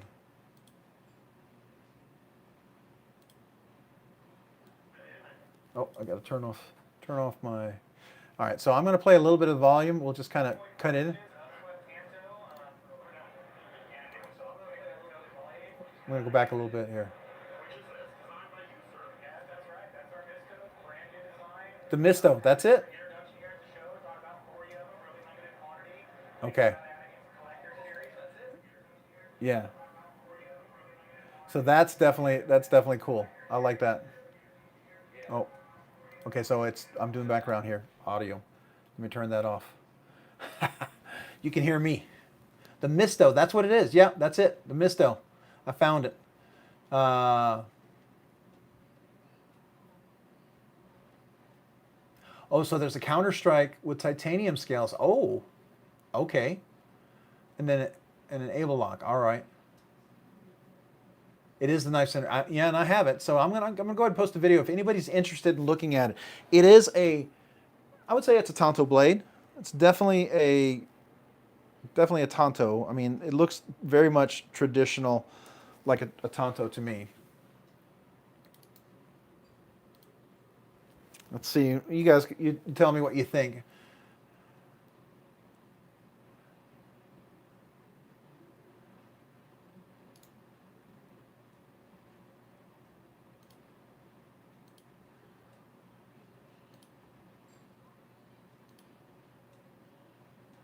Yeah, it looks like one.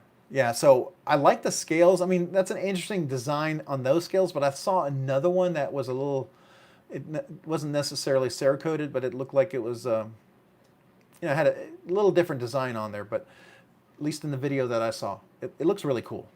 To me, that looks like it would be a serious contender, I think.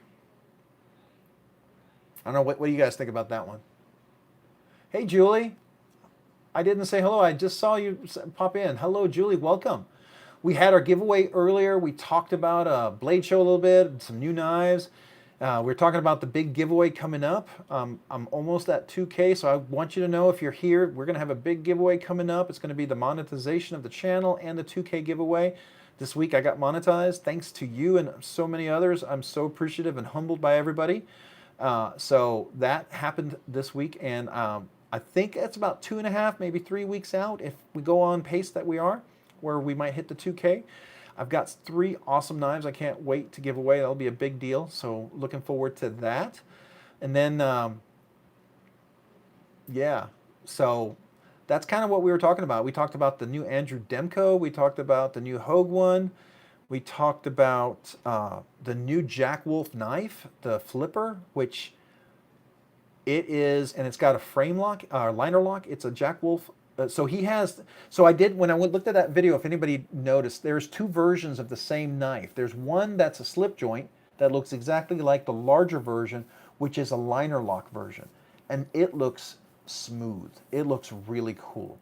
And yeah, I could see myself having both of those, and that would be my gateway Jack Wolf drug into knives. Hey, thank you, Randy. I really appreciate that, man. Thank you. I thank you for being part of that. You being here and part of the channel and watching and being part of the live stream, that's really been a huge help. So I thank everybody for that.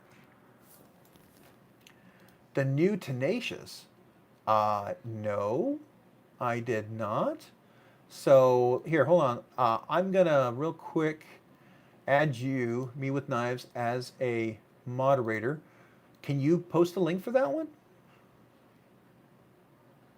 Would you mind? I would love to see that if you have the link. I'm really, really humble. Thank you, Randy. Man, that's awesome. Yeah, it kind of blows me away, you know, the fact that there's 1,000 800 and I don't know if we broke 1,850 tonight, but we're close to it. I think it was 1,849 before the live stream began. I can't believe we're 150 subscribers away. That just blows me away. I'm humbled by that. And thank you all for it. You guys are awesome.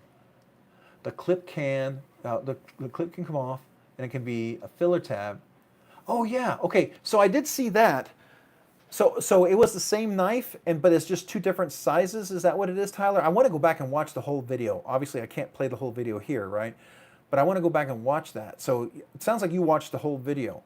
Is there two versions where one's a slip joint and one's not, or is it the same knife, just two different sizes? Did I misunderstand that one?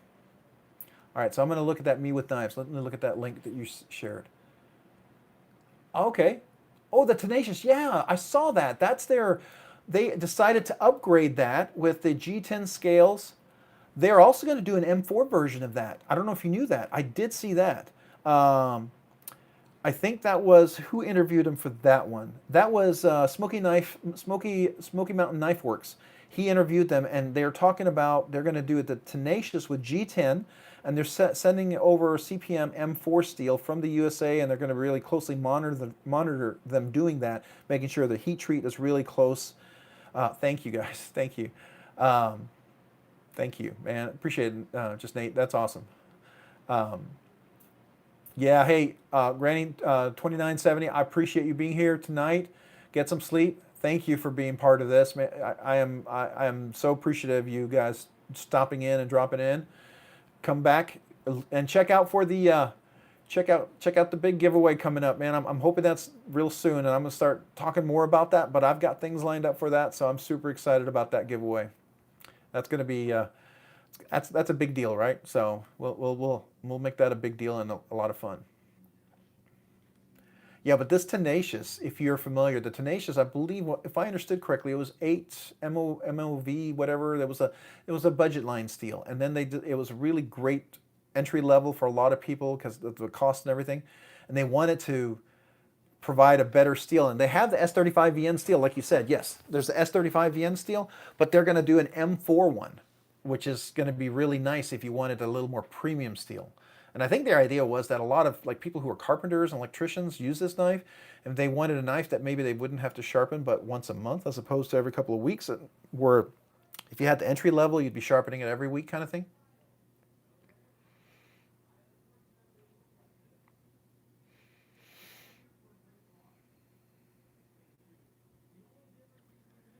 Oh, that's awesome there, Randy's. That's really cool. You know, I did see your giveaway, and I think I saw it after it happened, which was kind of a bummer because I didn't get a chance to get on there. I would love to have done that. But congratulations on the big 600. That's a big deal. Man, I tell you, you know, just plug away, keep sticking with it, right? And produce the content. I remember when I first started doing this, I did one video a little over a year ago, one video, and then I didn't do anything. And coming up at the end of June is when I really did my first few videos. So we're coming up to almost a year when you could say the channel really began. I mean, I did Rob's Nerdy Knives like a little over a year ago. I had this one video I posted, and it was out there for months. And I didn't have a logo. I kind of changed the name of the channel, matter of fact. It wasn't really called Rob's Nerdy Knives at first. And then I changed the name to a name. And then I started doing a few videos, and then I had my buddy create asked him if he could help me, and he created an awesome logo, which is what you see now, the logo. And then I was doing some videos on and off, and then I read this one thing where they said, when you do videos, what you do is, I'm going to answer that question, Dave C, in just a second, because you know what the answer is to that one. You know what it is. But to the Keen. So we'll talk about that in 1 second. That's a good topic to go into. But I just try to produce some content. Get 2 or 3 videos out every week if you can. At least do that. If you can do something every day, that's cool too, right? But just be consistent. Keep producing content, and it gets better. So if you want to see how things change, go look at some of my earlier videos. You'll see where it was to where it is, and it's going to get better.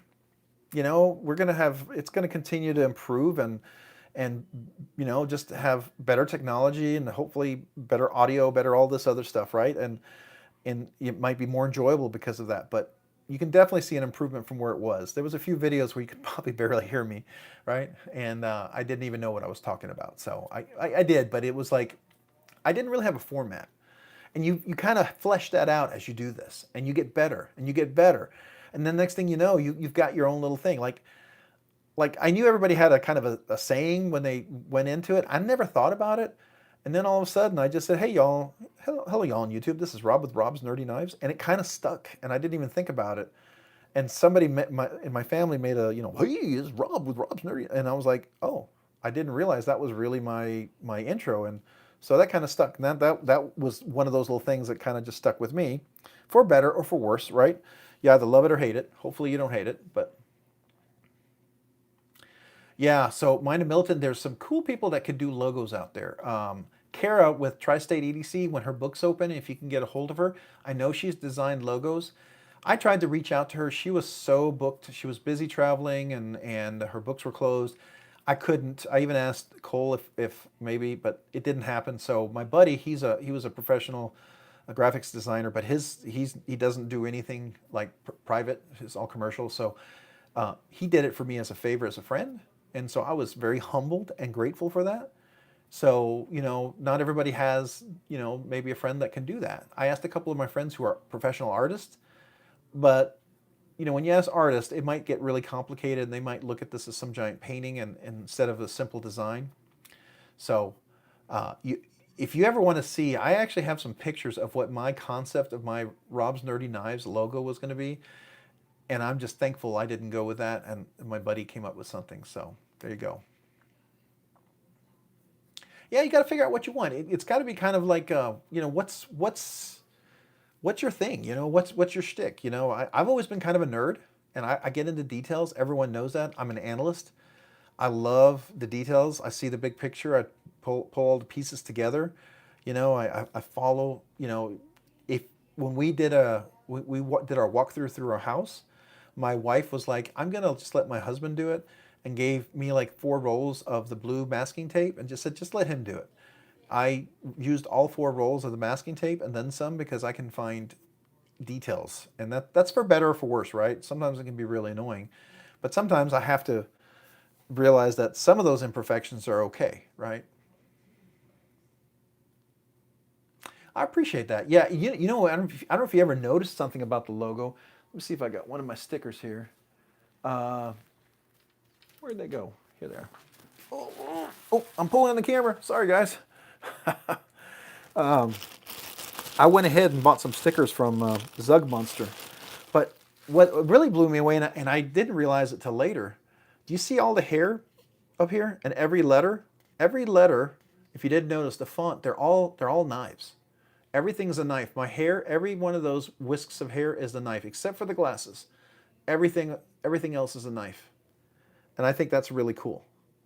So, this happens to be sort of a semi-slip joint or a multi-tool. I don't know, you can call it either, right? But all of these other ones are knives. And I thought that was a really cool, when I first saw it, I thought that was cool. And then as I looked at it and looked at it more and more, I realized what my buddy just really picked up on that. And I thought that was so cool. Just really awesome. Yeah, it is missing my facial hair. You're right. But, there's only so much room, right? And the glasses and all, and so I don't know. Could you do a beard with knives?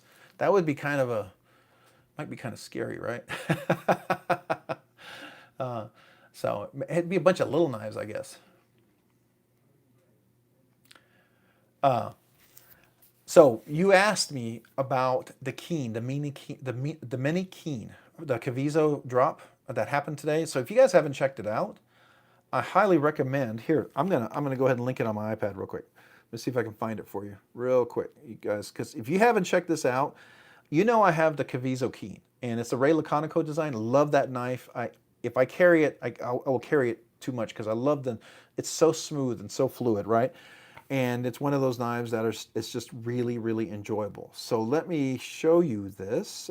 Find my knives and store. Where is Cavizo? Here we are.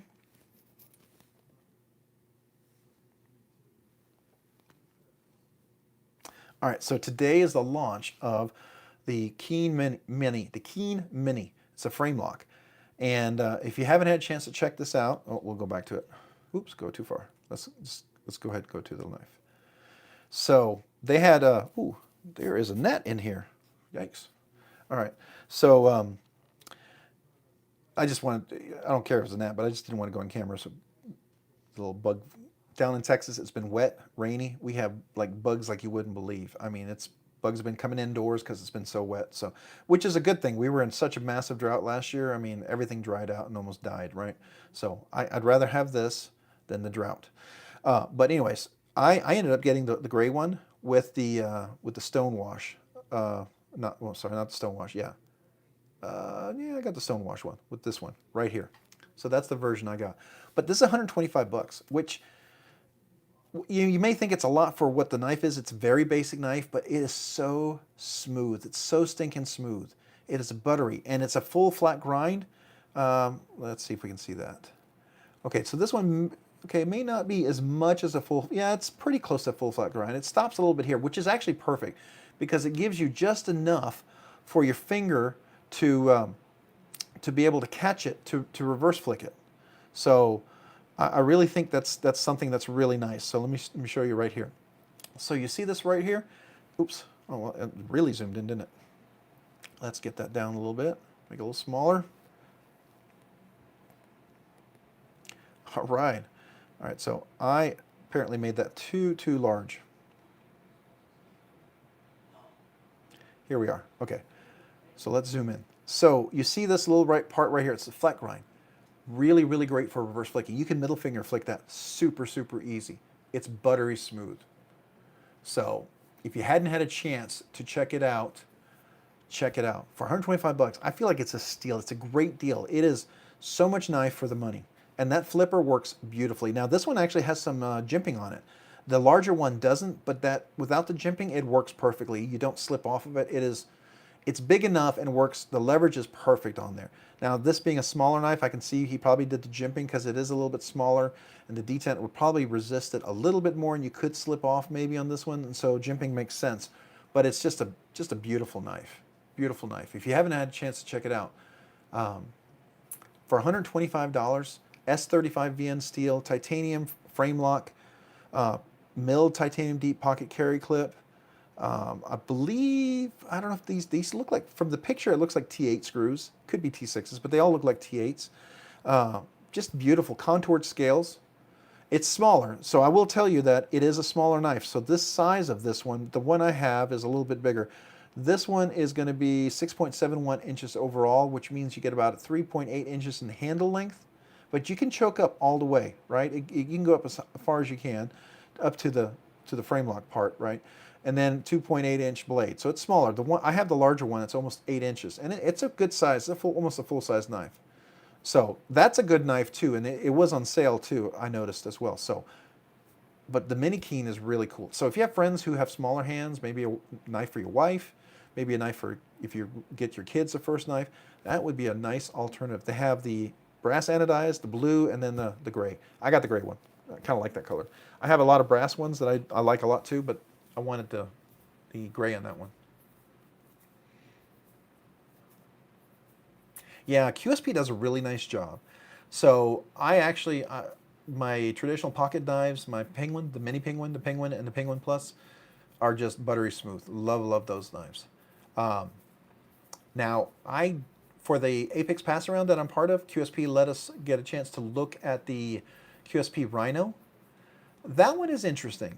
It is an attempt at their higher end. Now, it's one of those knives that if I bought it, I would do some things personally to it. But I have noticed the handle it's a little challenging to get my hands in there. My hand's almost too big. And so it's not a knife that lends itself for comfort for if you have anything larger than a large size hand. If you have just a little bit larger than a large or an extra large or double extra large, I don't think it's a good fit. It'll be a little small. That's just my impression. I would probably replace the washers on that one, the Rhino. It's interesting. That video is coming. By the way, I did record it, and so the unboxing for that's coming, and the 30 other reviews I got to start dropping.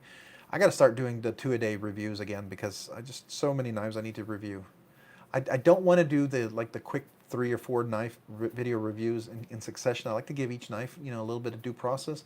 So I may do a couple of reviews a day if that's okay with everybody.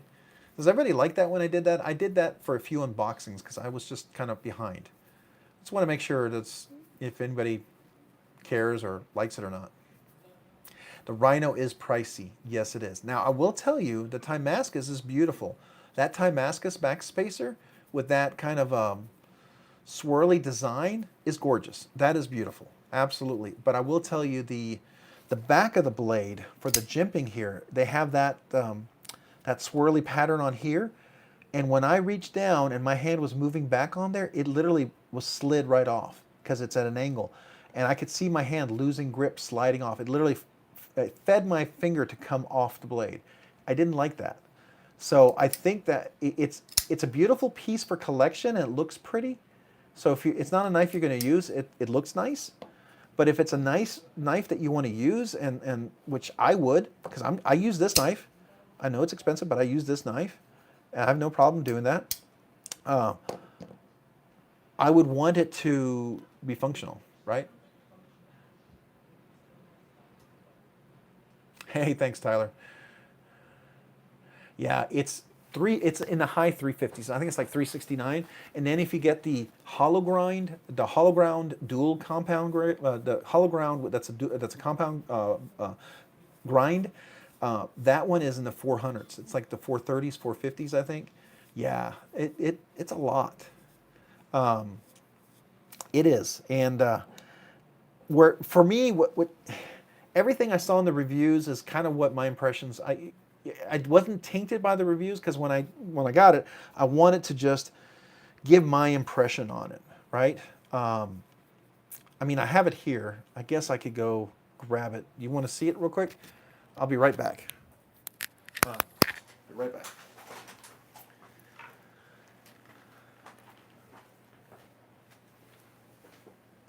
I'm just looking for it. There we go.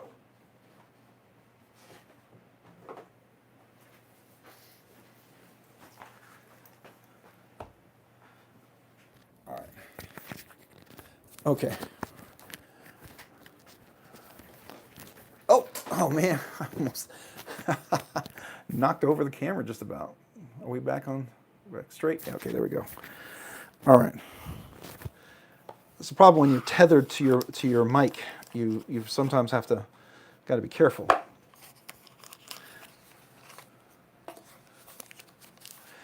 So the winter blade factor is really cool, and I really wanted to get that.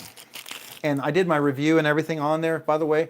And Brian Winters reached out to me and just said, hey, thanks for the review and everything. He's such a nice guy. And I mentioned to him, and I said, man, I really, really want to get one of those factors. I just told him, I said, here's the thing. It's a lot of money for me to tie up for the channel funds for 6 to 8 months. I mean, it could run a year, right? And that's a lot of money to tie up for other knives I could buy and cycle through, right? And it'd give me more content. Because of that, I didn't feel like I could allocate that much money to it. And he said that when the ones come in, he might have some extra stock, and so maybe I can grab one of those when they drop. But he was just really nice. He really appreciated the review, and I love the knife. It's a beautiful knife. The design is ridiculous. The engineering is just crazy great. He does voodoo magic with knives, and if you can get one, get one. I tried to get the B2 because that would have been awesome, because then I could have had an inventory right away and I could have done content and enjoyed it and stuff. I missed out. They were gone in seconds. But yeah, he's a really nice guy. He really is. I'm very impressed, and his stuff. But he's also coming out with some new designs. So I figure, maybe there's a design out there that, maybe I can get a chance to get my hands on that. And he is producing more and more inventory, and so that's cool. Yeah, and here, Dave, see, the thing was, I didn't even reach out to him. He reached out to me. That's what blew me away. I was so humbled that he actually sent me an Instagram message and said, hey, just want to appreciate the review. I was like, wow, thank you. I love the knife community. I really think it's really cool. I mean, Tactile Knife Company did that when I did my review on the Dread Eye that I love. I love the Dread Eye, the fixed blade. That's a great knife. I don't bring it out often. I really should, but it's a knife that I tend to use more, and it's not something I carry. You know, I carry it when I do other things, right? You know a factor when you hear it. That ting, it does sing. Absolutely, absolutely, it really does. It's a beautiful. The ting sings, as far as I'm concerned. All right, so if you're curious, this is the Rhino, and that beautiful Timascus is gorgeous. And I gotta tell you, that backspacer, how it's designed, this works. I'm okay with this design here. Beautiful. Okay. The clip is nice, but it's super sharp. Really digs in, and it does have hot spots. And that's my bummer. I wish this was rounded. If they had just rounded this, it would have been just so helpful, right? That's just a bummer there. And this flipper, you can't, it doesn't flip. It doesn't flip. It's tuned perfectly for, it's for a really strong flip, right? So it's tuned really well for a flipper. You got to really pronounce, and you can do the button lock on here, and it works really well. But I would have to loosen the detent to get this flipper to work. I'm assuming it's a flipper because you wouldn't do this if you didn't intend to have it as a flipper. I got it to flip once or twice, but you have to hit it just right. You have to get it just perfect, but it's really, really hard, okay? So that's hard. So, and the fuller does work. So, but to me, it's like if you're gonna have a flipper, it should work, or just don't do it, right? To me, that's a tease. So, but otherwise, this part right here is what I'm talking about. When I push down, if I move my finger down anyway, it literally drives my finger off. So if I move my finger up, it's going to slide off. So if I'm pushing really hard, if I'm up here and I'm pushing really hard, it's going to drive my finger off the blade. And that is a bummer for if you want it to be a user. Now, if you just want it for the aesthetic purpose and you don't care, it's fine. But you can see my hands are medium to medium large hands, and this is large widthwise. This edge is right on my finger, and it's digging into my finger right there. This would be better for a medium-sized hand, or you just do 3 fingers and go over like that. But to me, that's like, this edge could have been just rounded a little bit better, and it would have really opened it up. So I feel like that's a bummer. I mean, the action is beautiful, but it squeaks. The ball bearings squeak in there, and I would definitely put some skiffs in there. Because it's an Apex pass around, we can't take it apart. We can't do anything to it. I can't oil it. I mean, I can put oil if I need to in there, but that's it. But I can't do anything like tuning or anything. So I got to leave it as is, right? But it's beautiful in some ways, and in other ways, it's a little disappointing because of what it could be. You know what I mean? Does that make sense? So there's beauty in it. There's things like, honestly, I would love to have that on my QSP traditional pocket knives Penguin Plus. Put that backspacer in that thing, and put the exact same clip that it has now, but make it Timascus. Oh man, that would be sweet. That would be absolutely sweet. This right here, I wish was a little bit better. See, I mean, even as I'm doing this, it's pushing my finger off because it's enough of a traction that it really does feed your hand off. It's like a screw. It's like a screw, right? It's the part of the screw with that literally feeds into the hole, and yeah. Anyways, that's my. It's still beautiful. Still a lot about it. It's just, larger hands. You have to tape down the count. It's going to have some hot spots. If you're okay with all of that, it's a great knife. If some of those things are important, you have to consider that. You have to consider if that's okay with you. And then you have to consider the price for what you get. Is that okay too?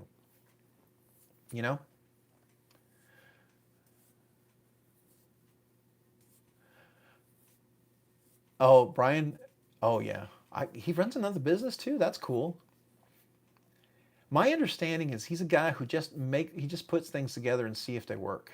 He's not necessarily, from what I heard from one of the reviews, I forget who it was, but that he's not necessarily explicitly an engineer, like who works in magnetics, but he just tinkers around with stuff. But his tinkering is creative, right? It's really awesome. Yeah, Dave, see, I agree. When the deployments aren't there that you expect, you know, it's kind of like that with my McNeese, right? I really want that McNeese to be like all the other McNeese I've had. I'm really bummed that it's not. It's it's just not quite there, right? So the oh the all the carbon fiber, the CF MagnaCut look looked great. Oh, are you CF? Are you talking about the carbon fiber? I'm not sure what CF stands for. Yeah, exactly like the McNeese. Or is the CF? Are you talking about the Chris Reeve knives? Because I heard about their MagnaCut. Some people are not super excited about that. Just like they weren't super excited about um, the Rick Hinder. Rick Hinder has decided that his MagnaCut's going to be heat treated between 60 and 61, and that's what he chooses, and he's not gonna. He's pretty set on that. So for better or for worse, you have to decide if that's okay or not. Obviously, the ideal heat treat for MagnaCut is going to be between 63 and 64, right? You want to, that's a sweet spot. I mean, you can go up to 65 and that'd be great. You can go down to 62 and it'd be okay. 61, 60, you're really kind of missing out on the steel, I think. But if you can get 63 to 65, that's a beautiful range to be in. Oh yeah, the B3 all carbon fiber. Yeah, that was gorgeous. That one is, yeah, that was nice. I like the titanium one too, but if I was going to get one of those, I would want the one with the titanium filler for the deployment, the button, the top of the blade button. I don't know what we call it. It's the I don't know what it'd be equivalent to. It'd be sort of, I kind of think of it like a kickstop, but it's not a kickstop, right? But it would be equivalent to sort of that. It has leverage and gives it an extra push. So I don't know what he calls it. Oh, Hogue did run MagnaCut maybe lower, but lately Hogue has been running everything between 62 to 63, or even 64. Their MagnaCut production is phenomenal. A lot of people, ProTech did the same thing. Their first runs of MagnaCut was like 60, 60, 61. So my TR3 ProTech with MagnaCut is probably 61. So it's okay, right? It's like it's an okay area. It's not great, but it's not terrible. But yeah, Ian Thomas, he worked with ProTech to really increase their production, and I know from what I understand from Hogue, they got theirs up quite a bit. Uh, yeah, they got it up to 63, 64. ProTech, they work directly with Knife Steel Nerds. Um, Laren Thomas, yeah, Laren Thomas. They work directly with Laren Thomas. He went in there to help with their heat treat, and then I believe Hogue has been doing the same as well. So if you get MagnaCut, the recent versions like the MKS one or whatever it is, the Doug Ritter one, that Doug Ritter one when they had the special run of the carbon fiber with MagnaCut. Matter of fact, he has another one that's coming out. It's G10, but it's MagnaCut, and it's like $200 or something. But that one's going to be at 63, 64 as well. So that one's going to be a really nice heat treat on that one as well. As I understand it, that's what they're going to manufacturing it at.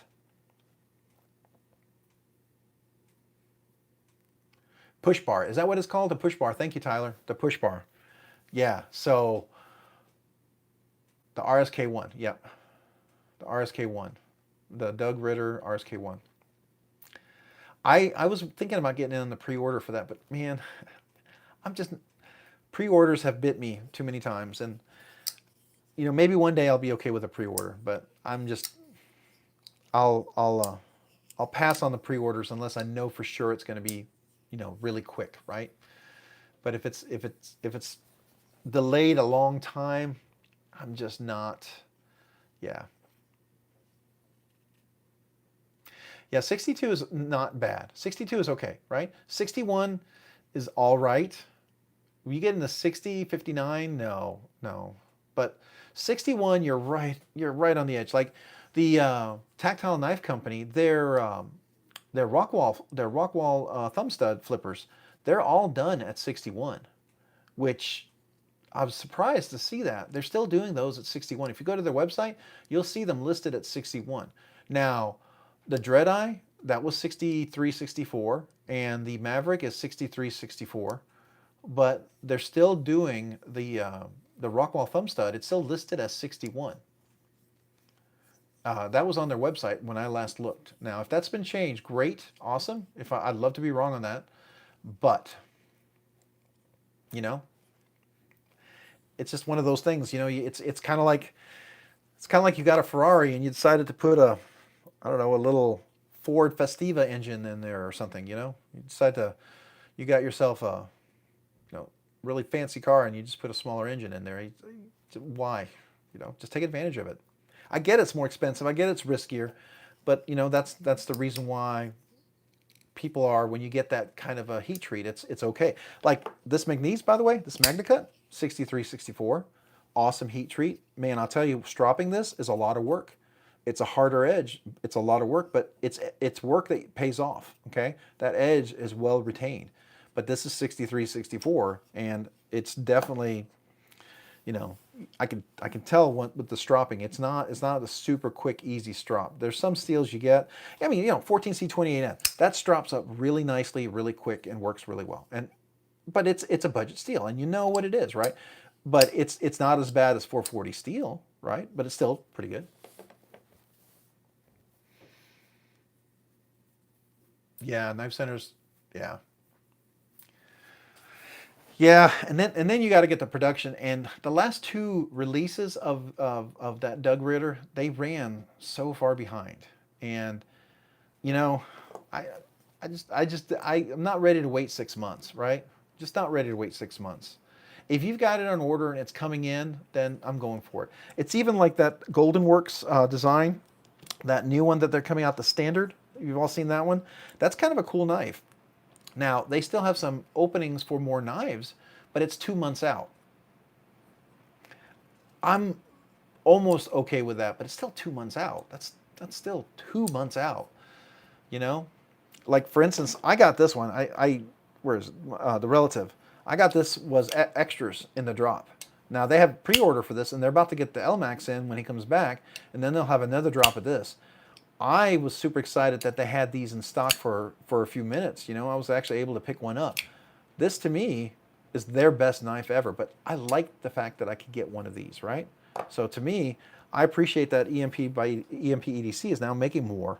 The inventory is not going to be there for hours and hours, but it's going to be there for a little bit. If you go at the time of the drop, there's a good chance you can get them, right? I like that. Yeah, exactly. No time frame. And then when you do think it's going to come in, it's just you're not sure.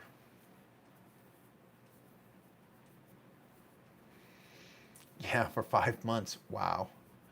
That is a long time. So the K320 is one of those knives that I very much would like to. I've been very tempted to. I'm just not. I don't know if I want to do the automatic. I've had Benchmade automatics with the Axis lock, and I like them. I've been almost drawn to go back and get another Mini Adamas to get back in my inventory because I really like the Mini Adamas a lot. That was a great knife in the crew wear. I really want to get that special carbon fiber edition with the non coated crew wear blade. Now, granted, I know that means it's going to be more corrosion. It's going to be more prone to corrosion. I get that, but it just looked really cool. I don't know when and where that would be available, but that one just seems like a really cool knife to me.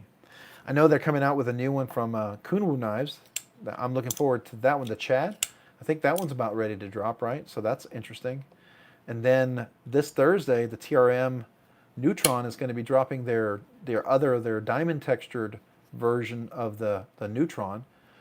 And the Neutron, if you like this knife, you want something just a little bit smaller, right? See, I mean, I've got a ton of room here. If you want it just a little more compact, the Neutron is perfect, right?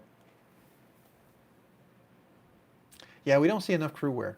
It's one of those really great tough steels. I think it would be nice to see more of. I don't know if it's because there's not enough inventory or if it's harder to work with. One of the things about MagnaCut that I know that was a big hit with it is very easy. It's easier to work with. Let's say that easier to work with than some of the other steels. Apparently, when Laren Thomas developed that, they found that it's easier to work with like than M390 or 20 CV, which is kind of interesting. Oh, the Mini Adamas. Yeah, that's what I thought, and that's why I thought I saw it as a pre-order or like a coming soon kind of thing. The one that I want to get, and I think it was on DLT Trading. DLT Trading's had some crazy awesome stuff lately. Like they're gonna get those Hermans in. Yeah. Again, the Herman is really cool. It's one of those cool knives, but the more I look at it and I figure it might not be my cup of tea for everyday use. It looks cool, but I don't know. It's a tank. I had the full-size Adamas and the mini Adamas. And I got to tell you, the mini Adamas was a full-size knife. The full-size Adamas was a big knife. That was one of the biggest knives that I had. I mean, the mini Adamas is about almost, I would say, is close to the size of my Shaman. The regular size Adamas, I think that one was it like 10 and a half inches or something? I mean, it's a big knife.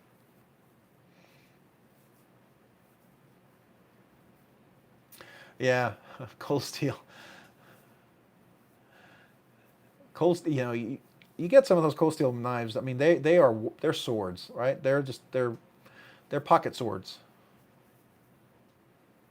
or they're zombie, uh, you know, zombie killing tools, if you will. If the zombie apocalypse were to occur, yeah, you want to get yourselves a few recons and several knives that would be more in line for personal protection for the zombies, I guess.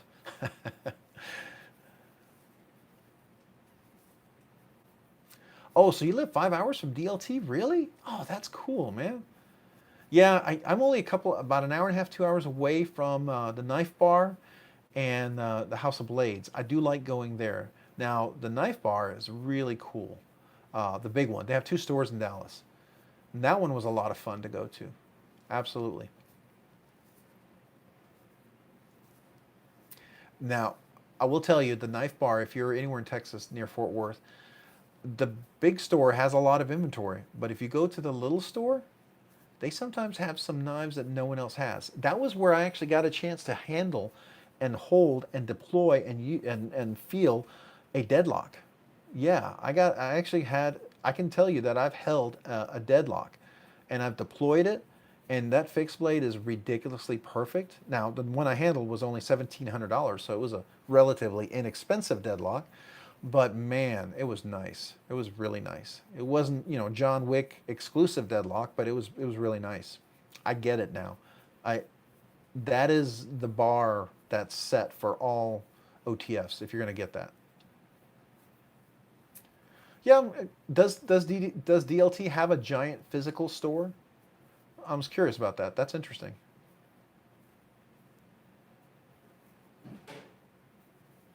Hey, good morning. Well, I said good morning. Broke As Knives. That's right. I wouldn't want to say AZ, but Broke As Knives. Welcome. Good morning. Are you just waking up? Are you about to go to work? Do you work like a later, or do you work early in the morning and then you sleep in a little bit or something? Or just curious. I'm gonna look real quick. Oh, where did my table go? Oh, yeah, I went and got that other knife real quick, so pull my keyboard back over here. Oh, and of course, I just hit the camera again, and I'm doing that really well tonight. Did it go completely off center? No, we're good. Okay. Yeah, I wanted to look up the DLT. Is there any pictures of the DLT store in store?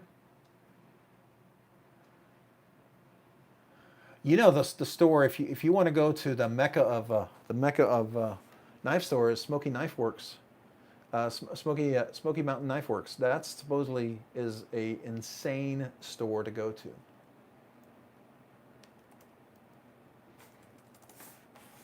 Has anyone been to that one? I was supposed to go there and I didn't get a chance to go there. We were supposed to go vacation out in Tennessee. We were gonna.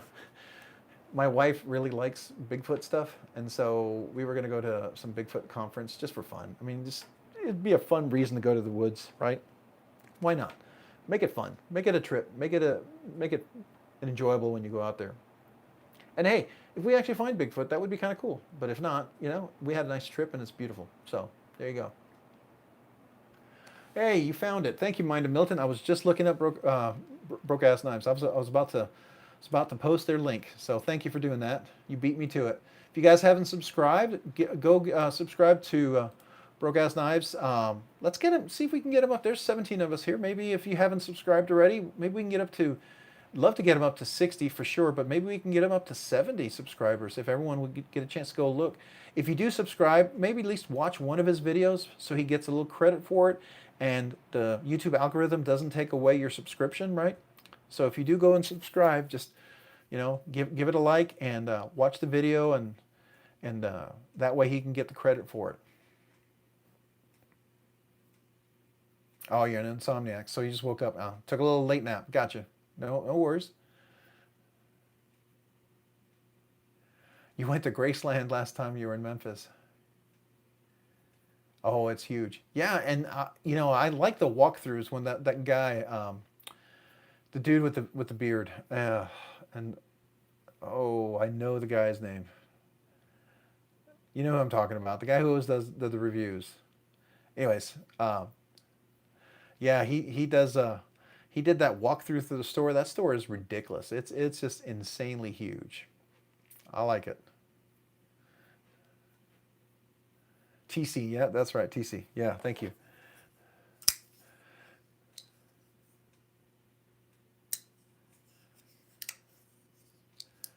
They used to have, they used to do like a whole bunch of like field outings and all sorts of stuff. So it's it's interesting. They mix it up a little bit. So if you haven't, like I said, give Broke Ass Knives a visit, maybe subscribe if you guys get a chance. I would appreciate that. Just help them out. It good content, and I think it would be really cool. So I'd love to see you at least get maybe we can get you to 60. That would be awesome. All right. Yeah, going to Smoky Mountain Knife Works is on my bucket list. Now, is that off the interstate? Is it like off of I-10 or off of I-20 or something like that? I'm kind of curious. I definitely want to go there. If nothing else, just to see the knife museum, all the stuff they have there. That's kind of cool. I think that's really neat. The other one I want to go to is River's Edge Cutlery, because their old store was really small, but they were super busy and did so much in that little bitty store. But the big store that they have now, I mean, it's gigantic. I don't know if you've seen how huge it is. They moved, I mean, to a store that seemed like it was like 10 times the size of the old store. They must have had some like off-site other warehouse or something that they were doing their custom stuff at.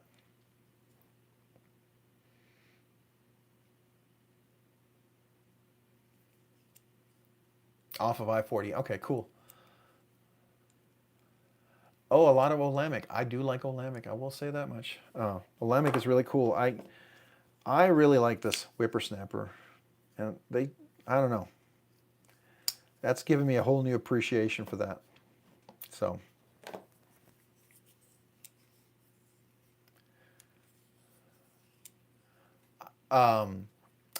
You know what else they're supposed to be getting in?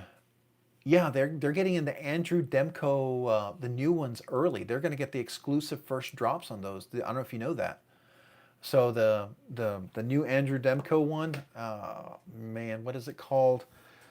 I said it early and I thought I remembered, but let's see. Maybe somebody can beat me to the punch, and if you know already. I'm looking it up. Trying to see if I can get there. Oh, there it is.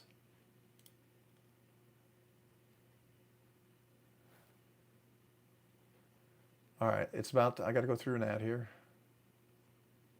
We'll take a look and see if I can get the name of the.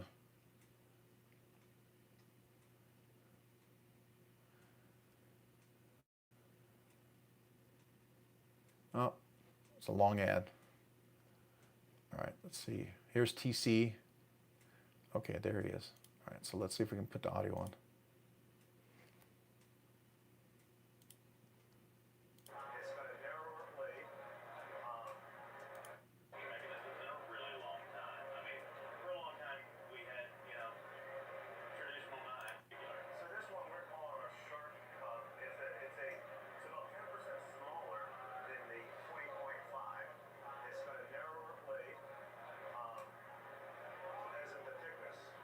Yeah, they still didn't give the name out though.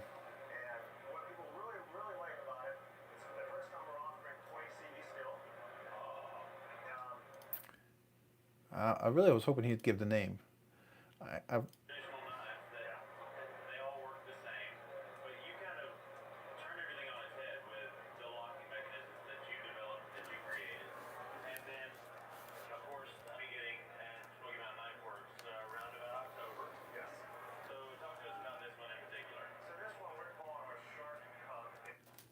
All right, so he's not giving me the name of it. So, anyways, it's probably in there, but I don't want to play too much of the video. But that is the new Andrew Demko one. I think it's really cool. I think it's definitely worth. You know, I wonder. Do you think it's on their website yet? The Cub Lock. Yeah, that's what it is. The Cub Lock. Yeah, thank you. Appreciate it, Tyler. I knew it was some interesting name. Let me see if the Andrew Demko has it listed yet. Cub Lock. And it's supposed to be 20 CV blade steel too. I think that's really cool. I'm glad. I mean, I like my S35 VN steel. This is, for me, a workhorse kind of knife. I use this one a lot when I'm working in the yard and the garage and stuff. So I like this one a lot. Just really handy to work with when you're outside doing some harder work. So I think that's kind of nice. But let's see, where are we? Andrew Demko.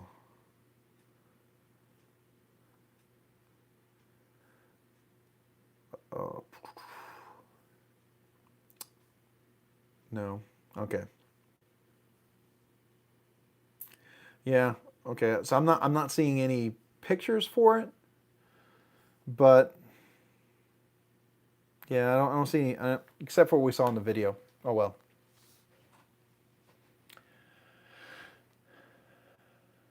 So 20 CV and FTW. FTW stands for what? Is it full titanium you're talking about? Or are you talking, because I thought it was supposed to be G10. That's what I thought they were discussing. Is there some versions that's in G10? It's supposed to be, well, it's supposed to be a shark lock. It's still supposed to be the full shark lock mechanism.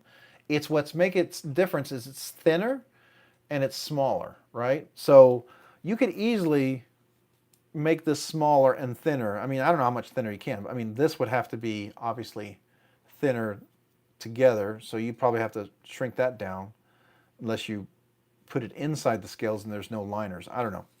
So this already seems pretty thin to me. I don't know how much thinner you can get this. Maybe it's this thick because the blade is this thick, and if they bring the blade thickness down, they can make this thinner. So anyways, yeah. I just hope that this doesn't get to the point where that becomes uncomfortable, right? That's always a tough thing when you have a small, stubby little lock engagement.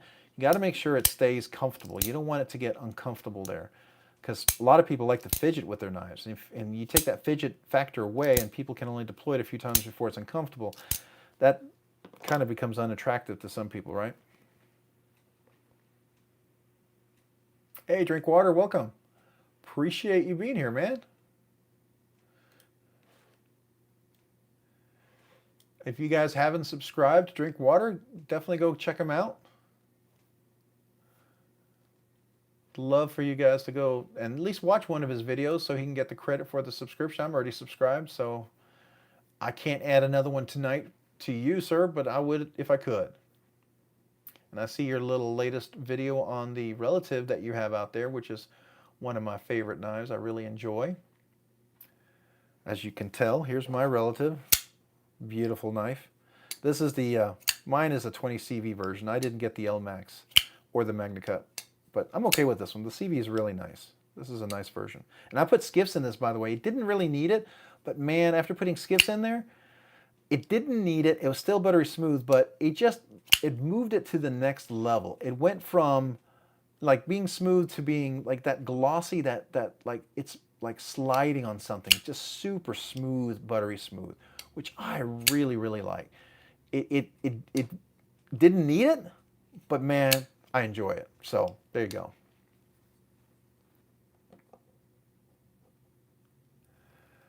See some awful videos. Oh man, you know what? You want to go back in my channel, look, my channel, I started doing like videos more seriously about a year ago. At the end of June, it's going to be about a year for me, okay?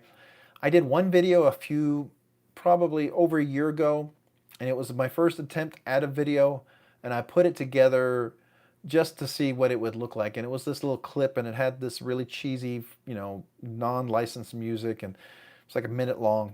It was interesting. But then I did a few other videos, and they were a progress, right? Some of them, I still have one of my early videos that has a lot of views, which I don't understand, but it does. I don't know if it's just the content or something, but it got better. And, you know, they say with any video, you just put content out there, you get better. And, you know, I figure a year from now, hopefully my content, my videos will be better than they are now.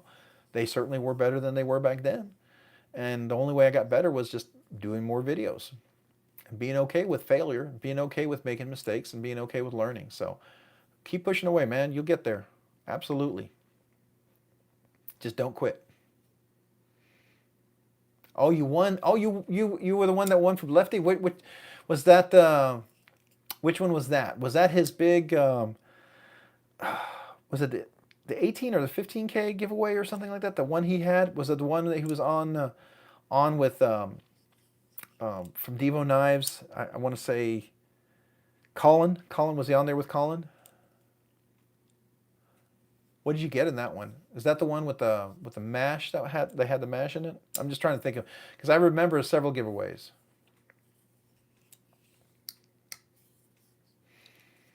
He's kind of fun when he does giveaways. I remember that one night where he had what was it, 11 giveaways, and by the end of the night it was like 13, and I think he did 15 giveaways or something. It was crazy. It's like he kept getting talked into giving another thing away, and I was like, man, you go for it.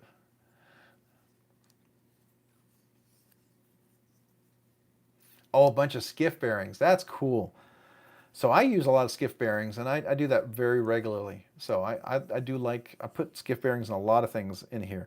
Matter of fact, I probably have quite a few knives here that do have skiff bearings in them.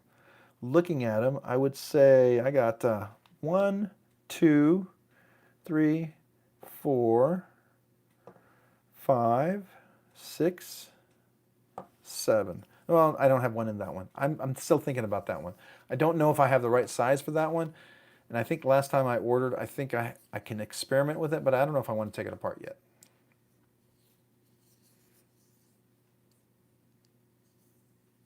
They can add up to money. And, you know, the cool thing is if you get a new knife and you find it, you know, you find it's really nice, you don't think you necessarily need it. But then if you happen to have an extra skiff washers and you put it in there, it really can make a nice knife just a little bit better. Sometimes it doesn't do anything. I've had 2 knives where putting in skiff washers didn't help. It's rare, but it did. There's 2 of them where I did that, and it didn't help at all. One of them was my Lian Ma, the GSD2. And then the other one was, this one. I put skiff washers in here, and it really didn't do much for it. Actually, it did nothing. It was exactly the same. Matter of fact, the skiff washers, for whatever reason, I think it's the way I reassembled it. I didn't get everything exactly aligned right. It was a little off center. And if you ever, by the way, if you ever put skiff washers, you take your knife apart and it's not centered at first, the first thing I would do before you start trying to adjust the centering is take all the scales off again and reassemble it again a second time. I've done that twice now, and it fixed any off-center thing that I had. It turns out somehow something wasn't lined up perfectly, and that shifted things. And once I reassembled it just perfectly, everything went back to dead center. So just a little hint, if you haven't done that, if you ever have a centering issue and you did take it apart, try that first. Yeah, most Riots don't need it, but I will tell you, this is a Riot. I put skiffs in this one, and it made a difference. I mean, it wasn't huge, but what I like about this blade is I did tune the detent, and it's not guillotine drop shot. It is very controlled. I don't know if you can see that. Now, if I flick it, if I do a flick like here, I can get it to look like guillotine. But if I just let it drop, it's very controlled, soft drop, which to me is absolutely okay with as heavy as this blade is, because this is a chunky blade. This blade is heavier than some of these knives I have here. I would say this blade is probably as heavy as my Benchmade. I would venture to guess that it'd probably be pretty close. But yeah, the skiff washers made this even more buttery smooth. Really, really nice. And it also, the ploy is just a little better, nicer with that kickstop. It's just a lot of fun. And I know some people, I was talking to somebody in one of the chats, they don't like a drop shot, and that's totally cool. It's your knife, man. Tune it how you like it, right? Don't tune it how anybody else tells you how to tune it, right? You tune your knife how you want it. Unless you buy a custom knife and you want to tune it how the guy who makes the custom knife tunes it, go for it. But I like drop shot, control drop shot, right? I like that drop shot when this right here, because of how heavy that blade is. Before I had it, it was really, really tight, and I had to shake it. And for as heavy as that blade was, I felt like that was it's kind of a bummer. And you could tell when you flicked it, it didn't have more power in the flick because the detent was so strong, because it also would resist as you deployed it. So it was both making the drop more or less smooth, and it also made the deployment, it felt like more resistance to get out. So this to me is perfect, because now that deployment of as heavy as this blade is, if you do the slow motion, you'll notice when I hit this, and I've done it, when you hit this blade and it opens, my hand literally vibrates because of the weight of the blade as it actuates. It is, it's a big boy. Hey, Michael Upchurch, welcome. Good to see you. How are you doing this evening? We're just talking knives, blade show, new knives. We've talked about the Andrew Demko, the Jack Wolf new flipper. We talked about the Misto from Hogue Knives, the new Tanto blade. We talked, I'm forgetting here some things. We talked about the Mash and how Kevin's going to be dropping the Mash somewhere else soon to be coming out. Exciting things there. Really looking forward to that. I like the sounds of the Chavez. At first, and the thing is, if you take this apart, it's really cool. There are phosphor bronze washers on this kickstop. And I actually polished them up, and it made it even smoother. But the noise, if you're OCD and you hear this kickstop making a little bit of noise, it can kind of bother you. But if you know, it's kind of like the engagement and hit here and hit here, it's just part of that sound. It's actually a really soothing sound. Sort of like when you have the Factor, the Winter Blade Co. design Factor, it has a little extra sound to it because of the magnets and everything moving around. I like that, right? I like that. And that deployment for as strong and heavy as this blade is just cool. And I would tell you, if these handles were like, if they were milled out and it was much lighter handle, the blade kicking up, I think would make it feel off balance. Because I think, where's the center here? Okay, so the center is, yeah, it's back here. If this blade was super, super light, if we milled out these handles, I mean, yeah, I don't know where the centering would be. I mean, maybe you could mill just a little bit. I don't know. I like the feel of it. It's a solid knife. You get the Chavez not because you want a little light carry. You know you want a heavy, big knife when you have a Chavez. The new Tenacious? Okay, that's cool. Yeah, the Chavez, the Tenacious is cool, for sure. And the Factor Sing. The Factor Ting Sing reminds me of Herman. Now the Tenacious, is that more of a, I want to say, is it more of a metallic sort? Like, for instance, like the Relative, it has a really nice, I like the sound. And it's just a really solid engagement when it flicks. You can get that sound both left-handed and right-handed. It's just a nice, just a powerful flick. And I really like the reverse flick on this one. No issues with the frame lock, right? You can just really get that going. That to me is just, I don't know, just nice. And also like the Andrew Demko, the Shark Lock, you can hear that. It's the little click there. That either you love it or you hate it, right? It's kind of one of those things. Oh, and by the way, I put skiff washers in, so I'm going to keep this one here. I'm definitely keeping this Sakshi, but putting the skiff washers in there made this drop shutty. So I really like that. I'm thinking I'm still going to dye the other one. I'm not sure yet. We'll see. Maybe I'll dye this one. Oh, the Void, the Bestech Void. So the Tenacious one, I want to look that one up because I thought I knew what that one is, and then when I think about it, I'm thinking of another knife. So the Tenacious knife. Let's look that one up. Oh, okay. Oh yeah, we were talking about that earlier. That's the one that they're doing in China, but Spyderco, Smoky Mountain Knife Works, Casey was talking to them, and he mentioned that they, I believe it was Casey, that they're doing an M4 version in G10 on that one. That's right. Now, does it have a really nice sound too? I mean, I got to tell you, this one right here, the Mannix. Now, this is the titanium scales, and I like the Able lock, but it's really nice, right? I like that sound.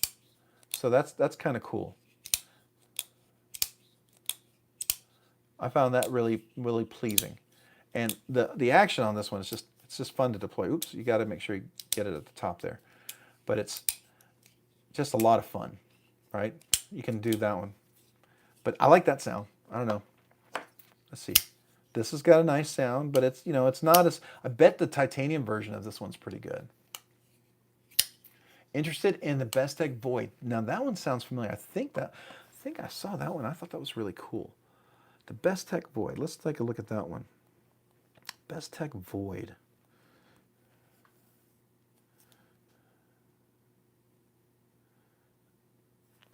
Okay. Oh, all right. You know what? That's kind of like,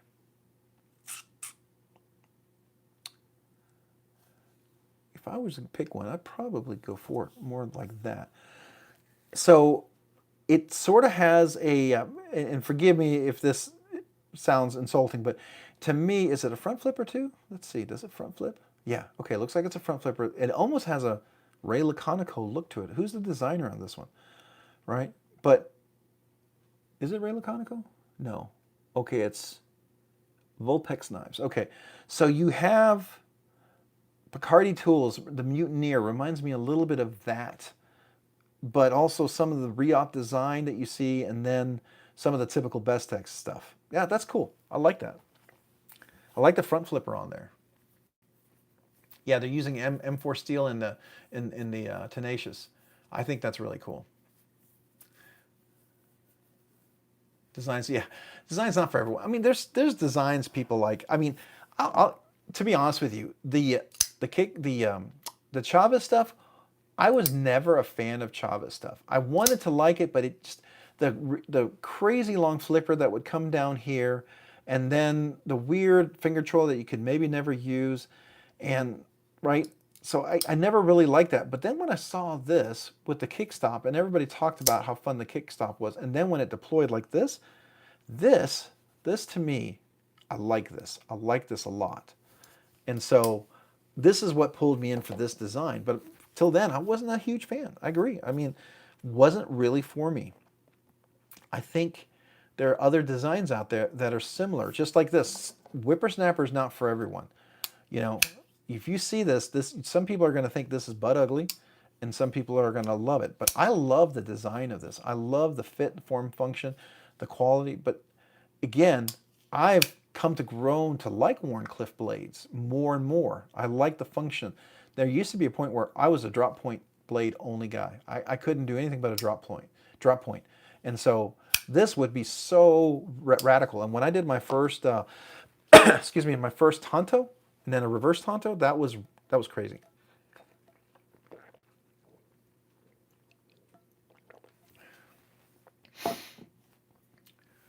Oh, that's a bearing lock. There's a gentleman's agreement between Spyderco and Benchmade. The Manix is the only Spyderco with the axis lock.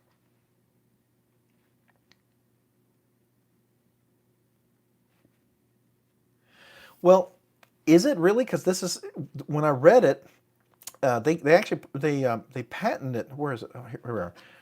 In the document, they call this the Spyderco patented ball cage lock. That's what they. So if there was an agreement, maybe when they first came out and when Spyderco still had their, I mean, Benchmade still had their patent, they weren't going to pursue it. But once when their patent ran out, maybe they were able to patent this exclusively. Maybe that's how that worked. But maybe back then they didn't want to get any sort of a, you know, kind of a legal quandary with it. Just like the MSI, you know, with the spring and the way they work theirs, there's some similarities, but there's some differences, right? There's enough differences, just like the Shark lock. You know, and you look at the Vision R with the Snex lock, and then you look at some of the new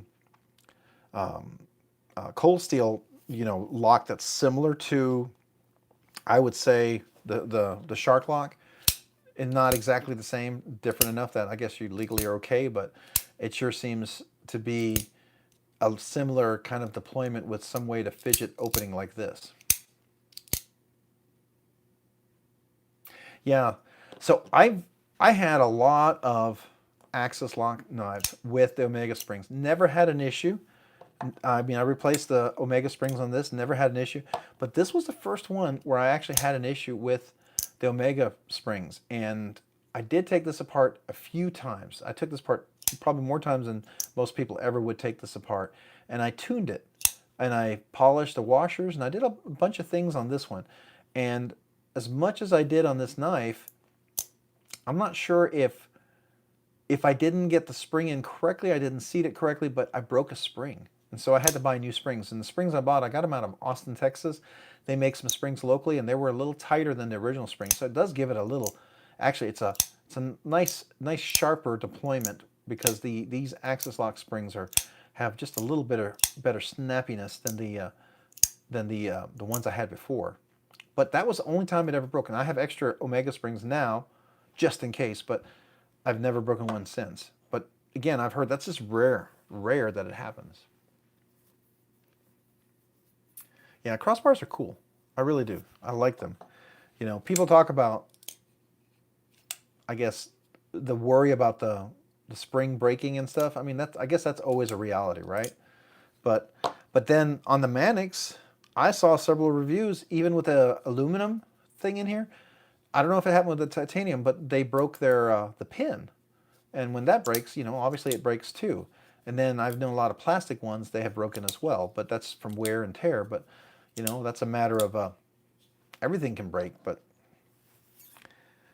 you know, just like if you tighten up your cage ceramic ball bearings, you can put dimples into your track and then make it very not smooth on your knife. So if you have cage ceramic ball bearings and you tighten this up too much, then the nice features that you have in there kind of go away, because you literally ruin your track. It's possible. I've seen people do that. The whippersnapper makes me say that if CRKT used better steels, if the Pilar 2 were, let's say, 154 cm, okay, yeah, I could see that.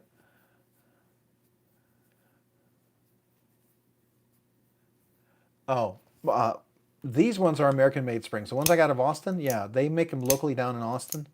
There's a steel manufacturing place that makes them down there, and they sell them. So yeah, they are USA made, USA manufactured. I used to live in Austin, so I mean, I could go down there and pick them up and buy them from the people who make them. But I think it's really cool. I do like to get those. So I thought that was really nice. Now these aren't USA made because this is a Chinese. Kunwu knives is made over in China, and the springs they make are over in China.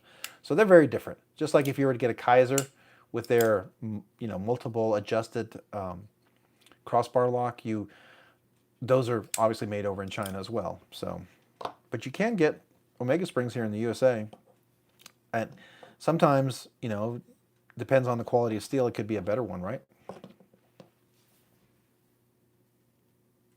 Yeah, the whippersnapper is,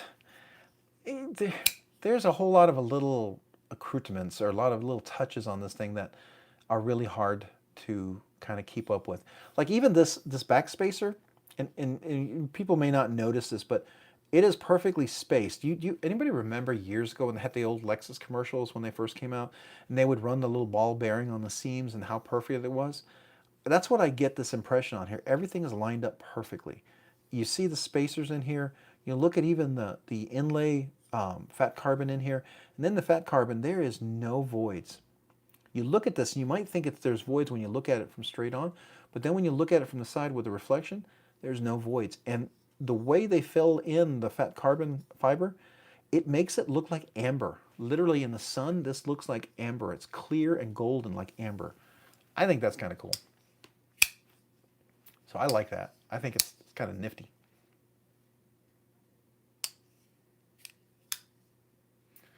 That's interesting though, agreement is 15 years old. Well, I mean, I would imagine that when did the Axis lock patent run out? Was that 5 years ago or something? I don't remember when that lock ran out, because I know that's when they first started coming out with new knives with the Axis lock. Or was it later?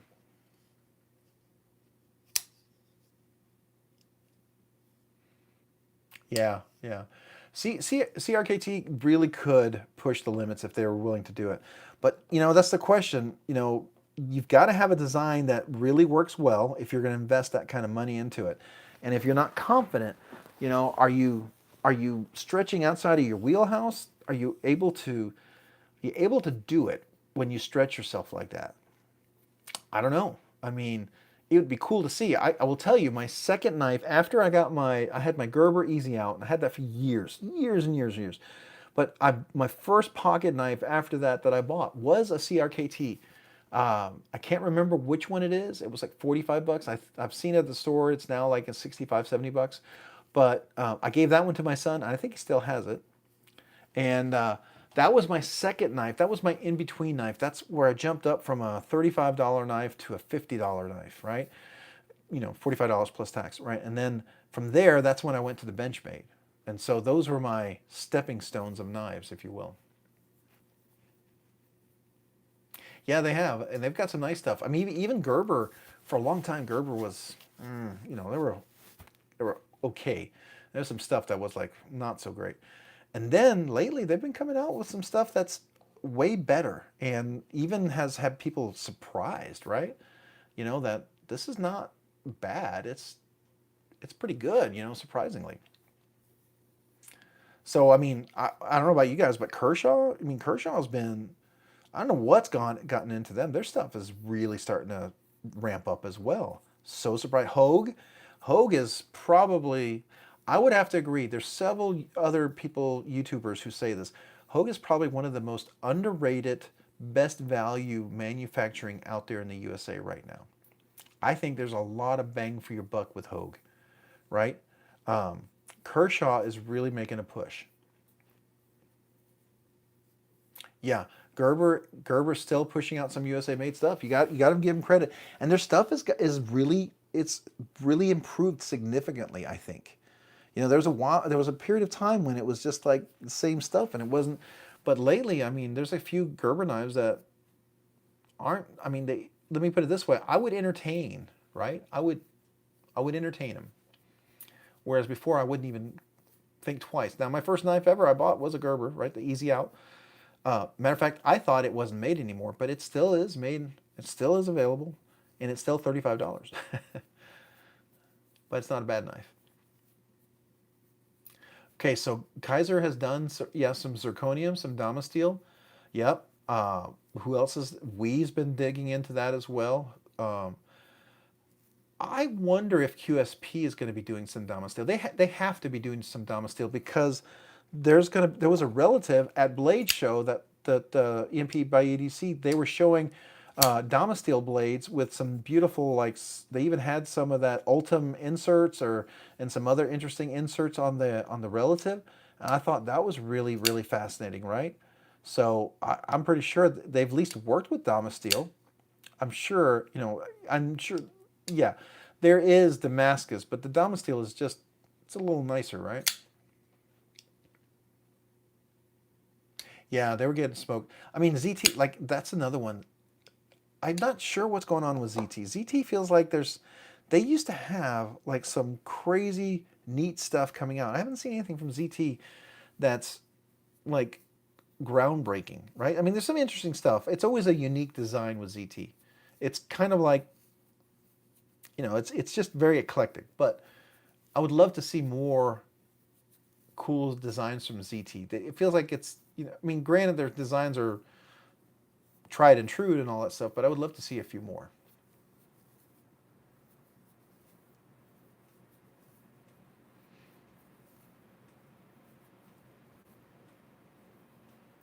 Oh, I didn't know that. Schrade is having Hogue doing their US stuff. So is Hogue doing all of Schrade stuff? Because some of the Schrade stuff I saw doesn't seem like Hogue quality. Maybe they're manufacturing and not necessarily assembling it. Is that possible? Is there a chance that they're manufacturing the stuff for Schrade, but Schrade is maybe assembling it themselves? Is that possible? Because I would imagine if Hogue was assembling some of the stuff for them, some of the Schrade reviews I've seen would be a little bit better. But then again, maybe that was early manufacturing issues, right? Anytime you start something new, it they're just production adjustments. You just have to get over that. You just have to get through it. I mean, for instance, TRM has been trying to do that shadow for a long time, but that's such a struggle for them to do the shadow. That crossbar lock is just so challenging for them. They have a flipper that they did at the Blade Show, but I haven't seen a whole lot of them. It's a unique flipper. It's a very thin flipper. It reminds me almost like an Italian stiletto, right? But it's definitely unique, and it's a flipper only, so you have to really like that type of deployment. But that crossbar lock is always challenging for some folks. I mean, look at Tactile Knife Company. The Maverick, when it first came out, they were struggling a little bit. There was a lot of blade rock, a lot of lockup issues, and the one I got, I have to agree. And I think it was a very early production. I really do. And so I kind of believe that, and everything I've seen now with Tactile Knife Company, their stuff has gotten way better. The more recent release of the Maverick really seems to be more consistent. Okay, so the Alpha class is Hogue. Now, me with knives, do you know if the Alpha class is assembled by Hogue too? Because I don't know. I mean, maybe Hogue will just do whatever, and as an OEM, they'll manufacture to whatever your requirements are, even if it's not quite up there with what Hogue does, right? Maybe that's the case, but it just seems like there was some people who did reviews. I saw Tri-State, I saw Neves, I saw some other folks that did some Schrag, Metal Complex, and there were some centering issues and some things like that. And I was just kind of curious if I guess I wouldn't imagine Hogue would have let that quality stuff come out of their facility. But then again, maybe the OEM division is different. I don't know.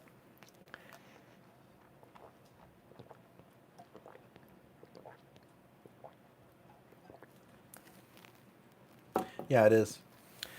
You know who's looking to make a USM, United States OEM, USA OEM, EMP with EDC and Devo Knives are both talking to a USA OEM to do some a version of their knives. Now they're going to be expensive, absolutely, and I hope they're done well because I would love to support them because I would buy a USA made knife.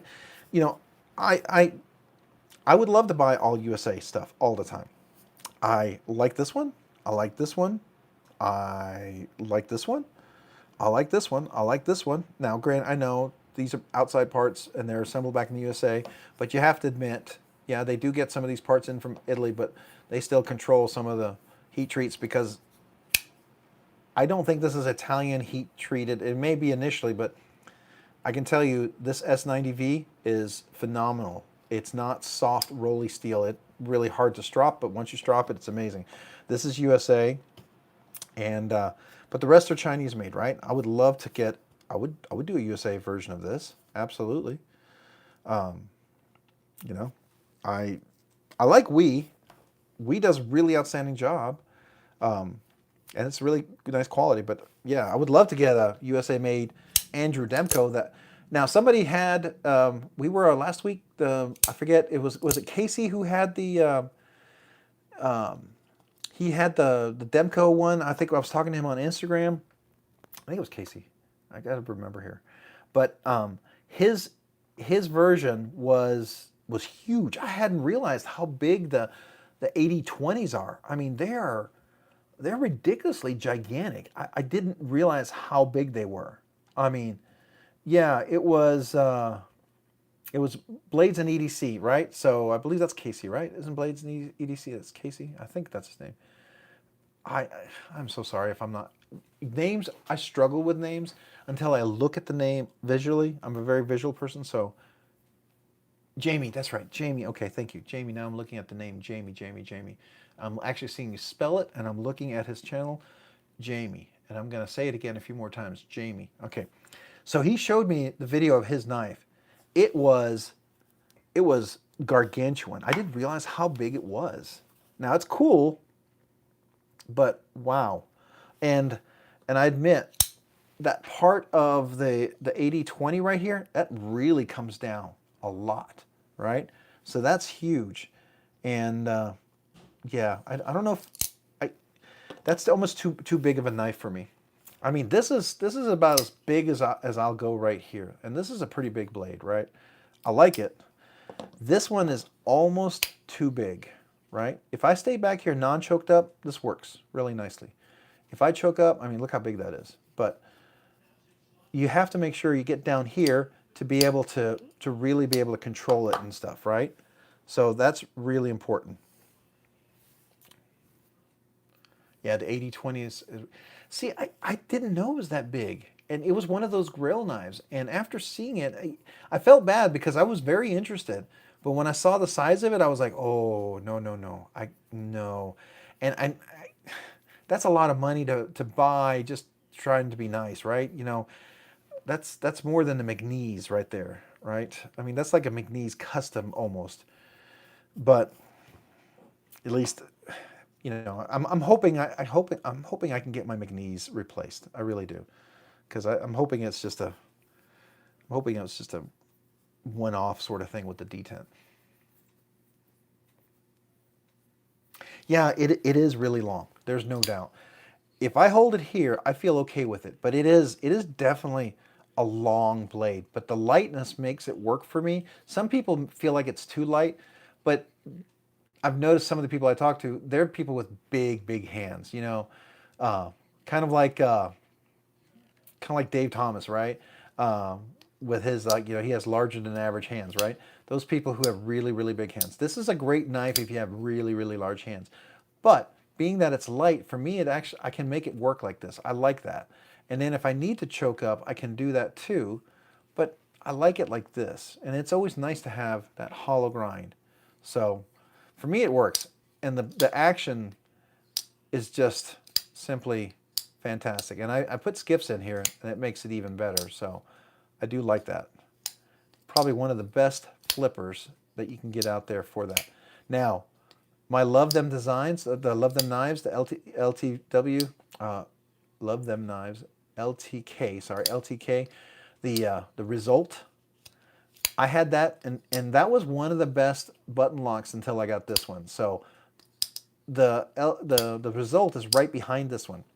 But I will tell you, this is better and I hope I don't offend anybody. This is I've owned 3 Malibus and I've owned a Mordax from ProTech. I love them, but this is better than a Mordax, and this is better than a Malibu. Now the Malibu I had issues because it was really sharp, and it was just short enough that it always dug in right here, and I couldn't deal with that. And I had to. I eventually got rid of it because it hurt just to use. And I don't. If a knife hurts, I'm not going to use it, right? And this knife, if I had not figured out that if I could just easily chamfer the corners here, this knife would not have stayed in my collection. But I liked it so much that I realized, okay, with a little wear and tear, it looks like you just wore the edges, right? And if I just buff this gently on the 2 corners, as soon as I did that, that sharpness went away and it's super comfortable. Dave Thompson. David C. Henderson. I know, I'm sorry I did Dave. Oh, Wendy's. I know. Sorry. Oh, I hope David C. Anderson doesn't get upset if he's not going to watch this. But could you imagine if he saw this? He would probably get a laugh out of it. I hope he would just at least make him chuckle. But yeah, he's not going to watch this. But yeah, it would be funny. Hey, Bert, welcome. We're just talking knives. We're going to probably see what time. Yeah. Oh my gosh, it's 10:20. Holy cow, is it 10:20? Wow, we've been on here for a long time. Yeah. Well, yeah, we've been talking knives and chatting and not realizing what time it is, and definitely went past. Usually I stop at 10, so wow. We were talking about, we had a giveaway earlier. Talked about the big 2K giveaway coming up. That's going to be a big, exciting one. I am pretty close to the 2K giveaway, so I'm super excited about that. We got monetized this week, so that 2K is going to be the 2K and channel monetization giveaway. So that's super awesome. 3-hour tour, yeah. Did you know, you probably all knew this, that you can take the tune of Gilligan's Island and put it almost to any song and sing it? I can't do it here because it's probably some copyright thing, but you know, I just thought it was interesting. But yeah, I think that's kind of funny. So we're talking about the 2K giveaway. So that's going to be coming up. I'm thinking it's about 2 to 3 weeks out. I'm hoping if the stay on course, then we'll be right around there when we'll be doing the big giveaway. And then we also talked about Blade Show. We talked about all the new Andrew Demkos. We talked about the new Kershaw, the Hogue.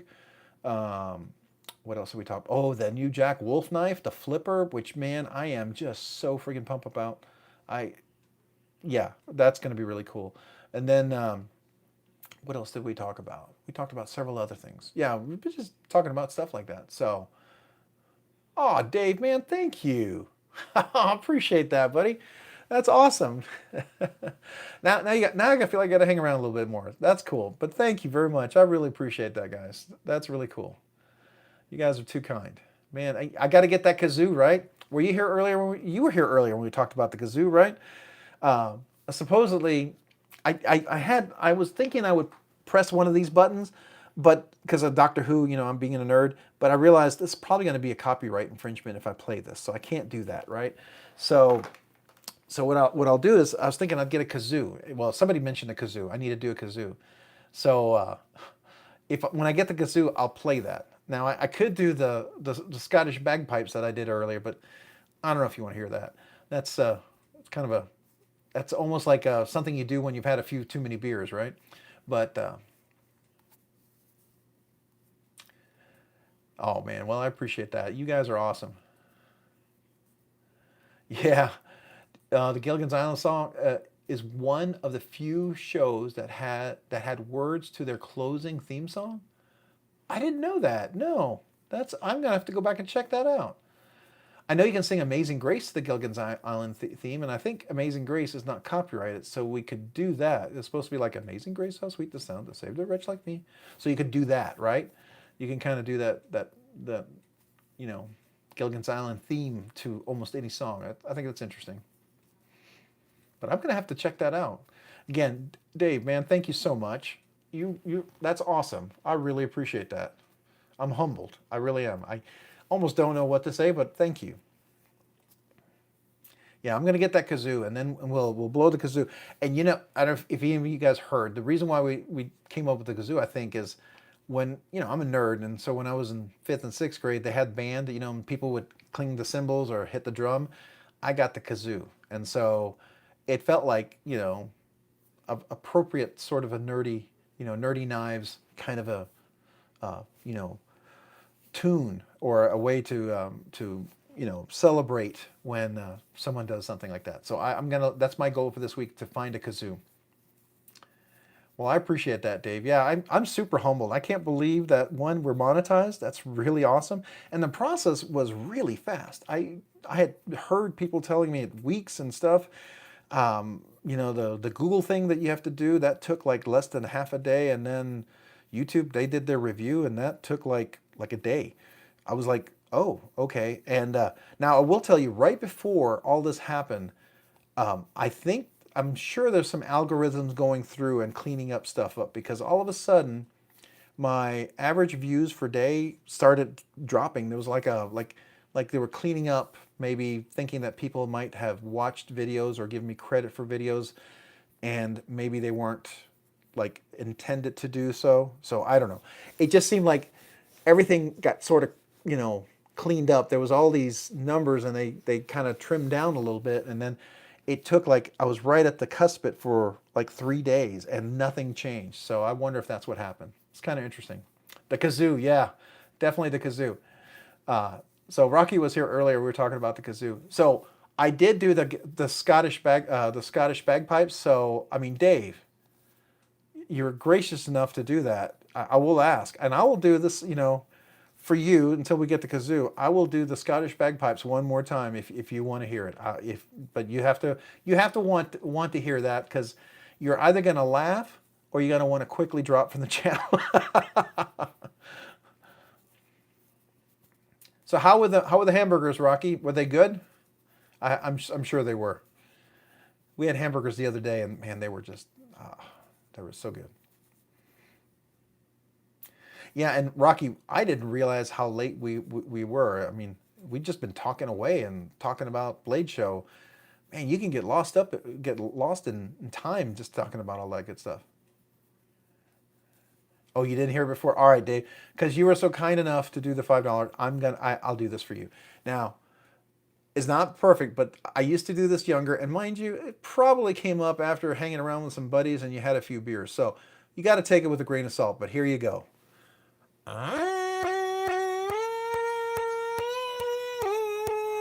There you go. So I can't believe I did that. Oh man, you guys are making me just do crazy things.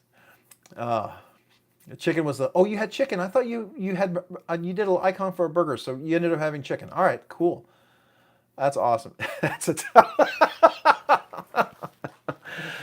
a talent that now, I guess if you've had a few beers and you can do that, that's probably even more talent, because by then that's losing some coordination, right?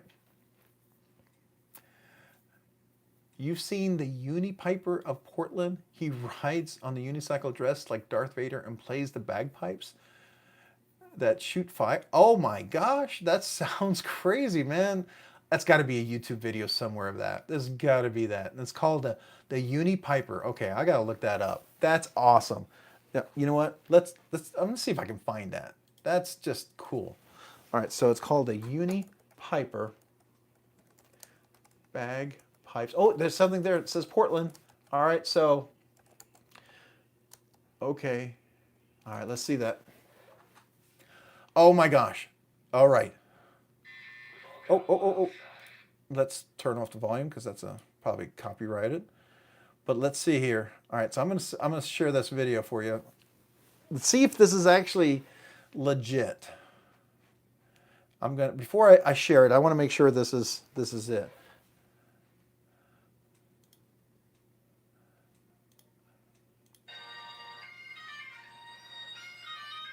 Oh my gosh. All right, so I'm sharing this. All right. All right, so I'm going to interrupt that. So we'll just play a little bit of it. That is the unicycling Darth Vader Unipiper with the flaming bagpipes. That is awesome. That is awesome. You made my night, man. That's cool. Thank you. That is awesome. Oh, we need the face cam for that one. Yeah. Well, I did get an HDMI cable, and I'm thinking of maybe hooking up my camera because I was thinking that at some point it might be a little better quality. And the other thing that I was thinking is by doing that, I can connect it to my computer, and then when we look stuff up on the computer, I could probably share that. And then we're not doing this on the iPad. I think that might be a little smoother. So I might look into doing that. I did that once before. I don't know if you guys remember. I attempted to have two cameras. The cameras didn't work well, and the software I used didn't integrate well. And it was a real everything. I tested it really well, and man, come to go live, it wouldn't load. It wouldn't work, and I ended up having to do my first live feed with the camera on top of the other camera, and it was, yeah. So I want to test that much better because I don't want that fiasco again. And I felt really bad that the first live stream was kind of a crash and burn, but people hung in and people still stayed around. So I was really humbled that people were still willing to hang in. I mean, you saw a real life struggle in that one. I bet it looks better. Yeah, and after a few beers, it looks really good.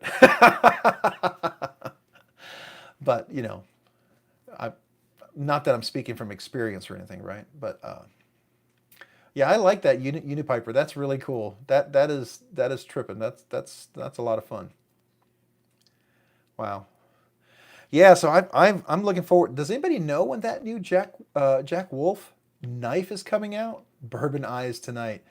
Hey, so Rocky, you are prepared for the bagpipes. Then that is the perfect time to do the bagpipes. And so now, if when you heard the bagpipes, you were in the right, mood set for the bagpipes. The 16th, really? Oh man, that's awesome. So this month, I am stoked. Okay, all right. All right, so I got something in the horizon for my acquisitions, definitely. Now, real quick, I know we talked about this, Tyler, but just to confirm, it's just a flipper. The other one that's a little bit smaller, is that one a flipper too, or is that one actually a true slip joint that looks like that flipper? Because there was two different sizes, right? 16th at 2 p.m. Okay.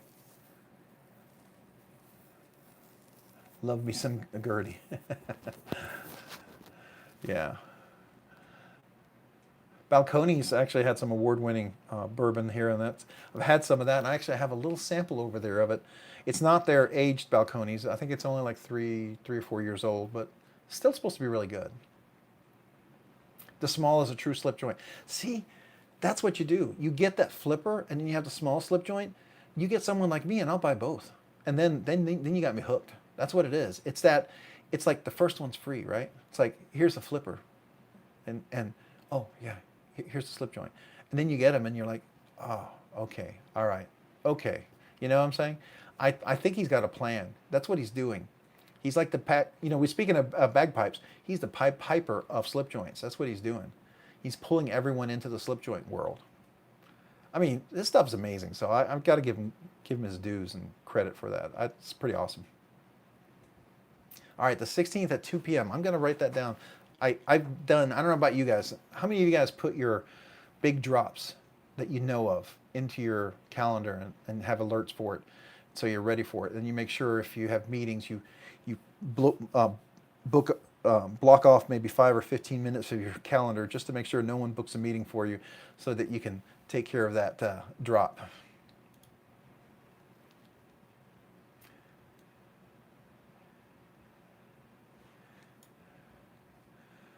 Bad Habits, Pat Gertie. Ed Sheehan? Oh, okay.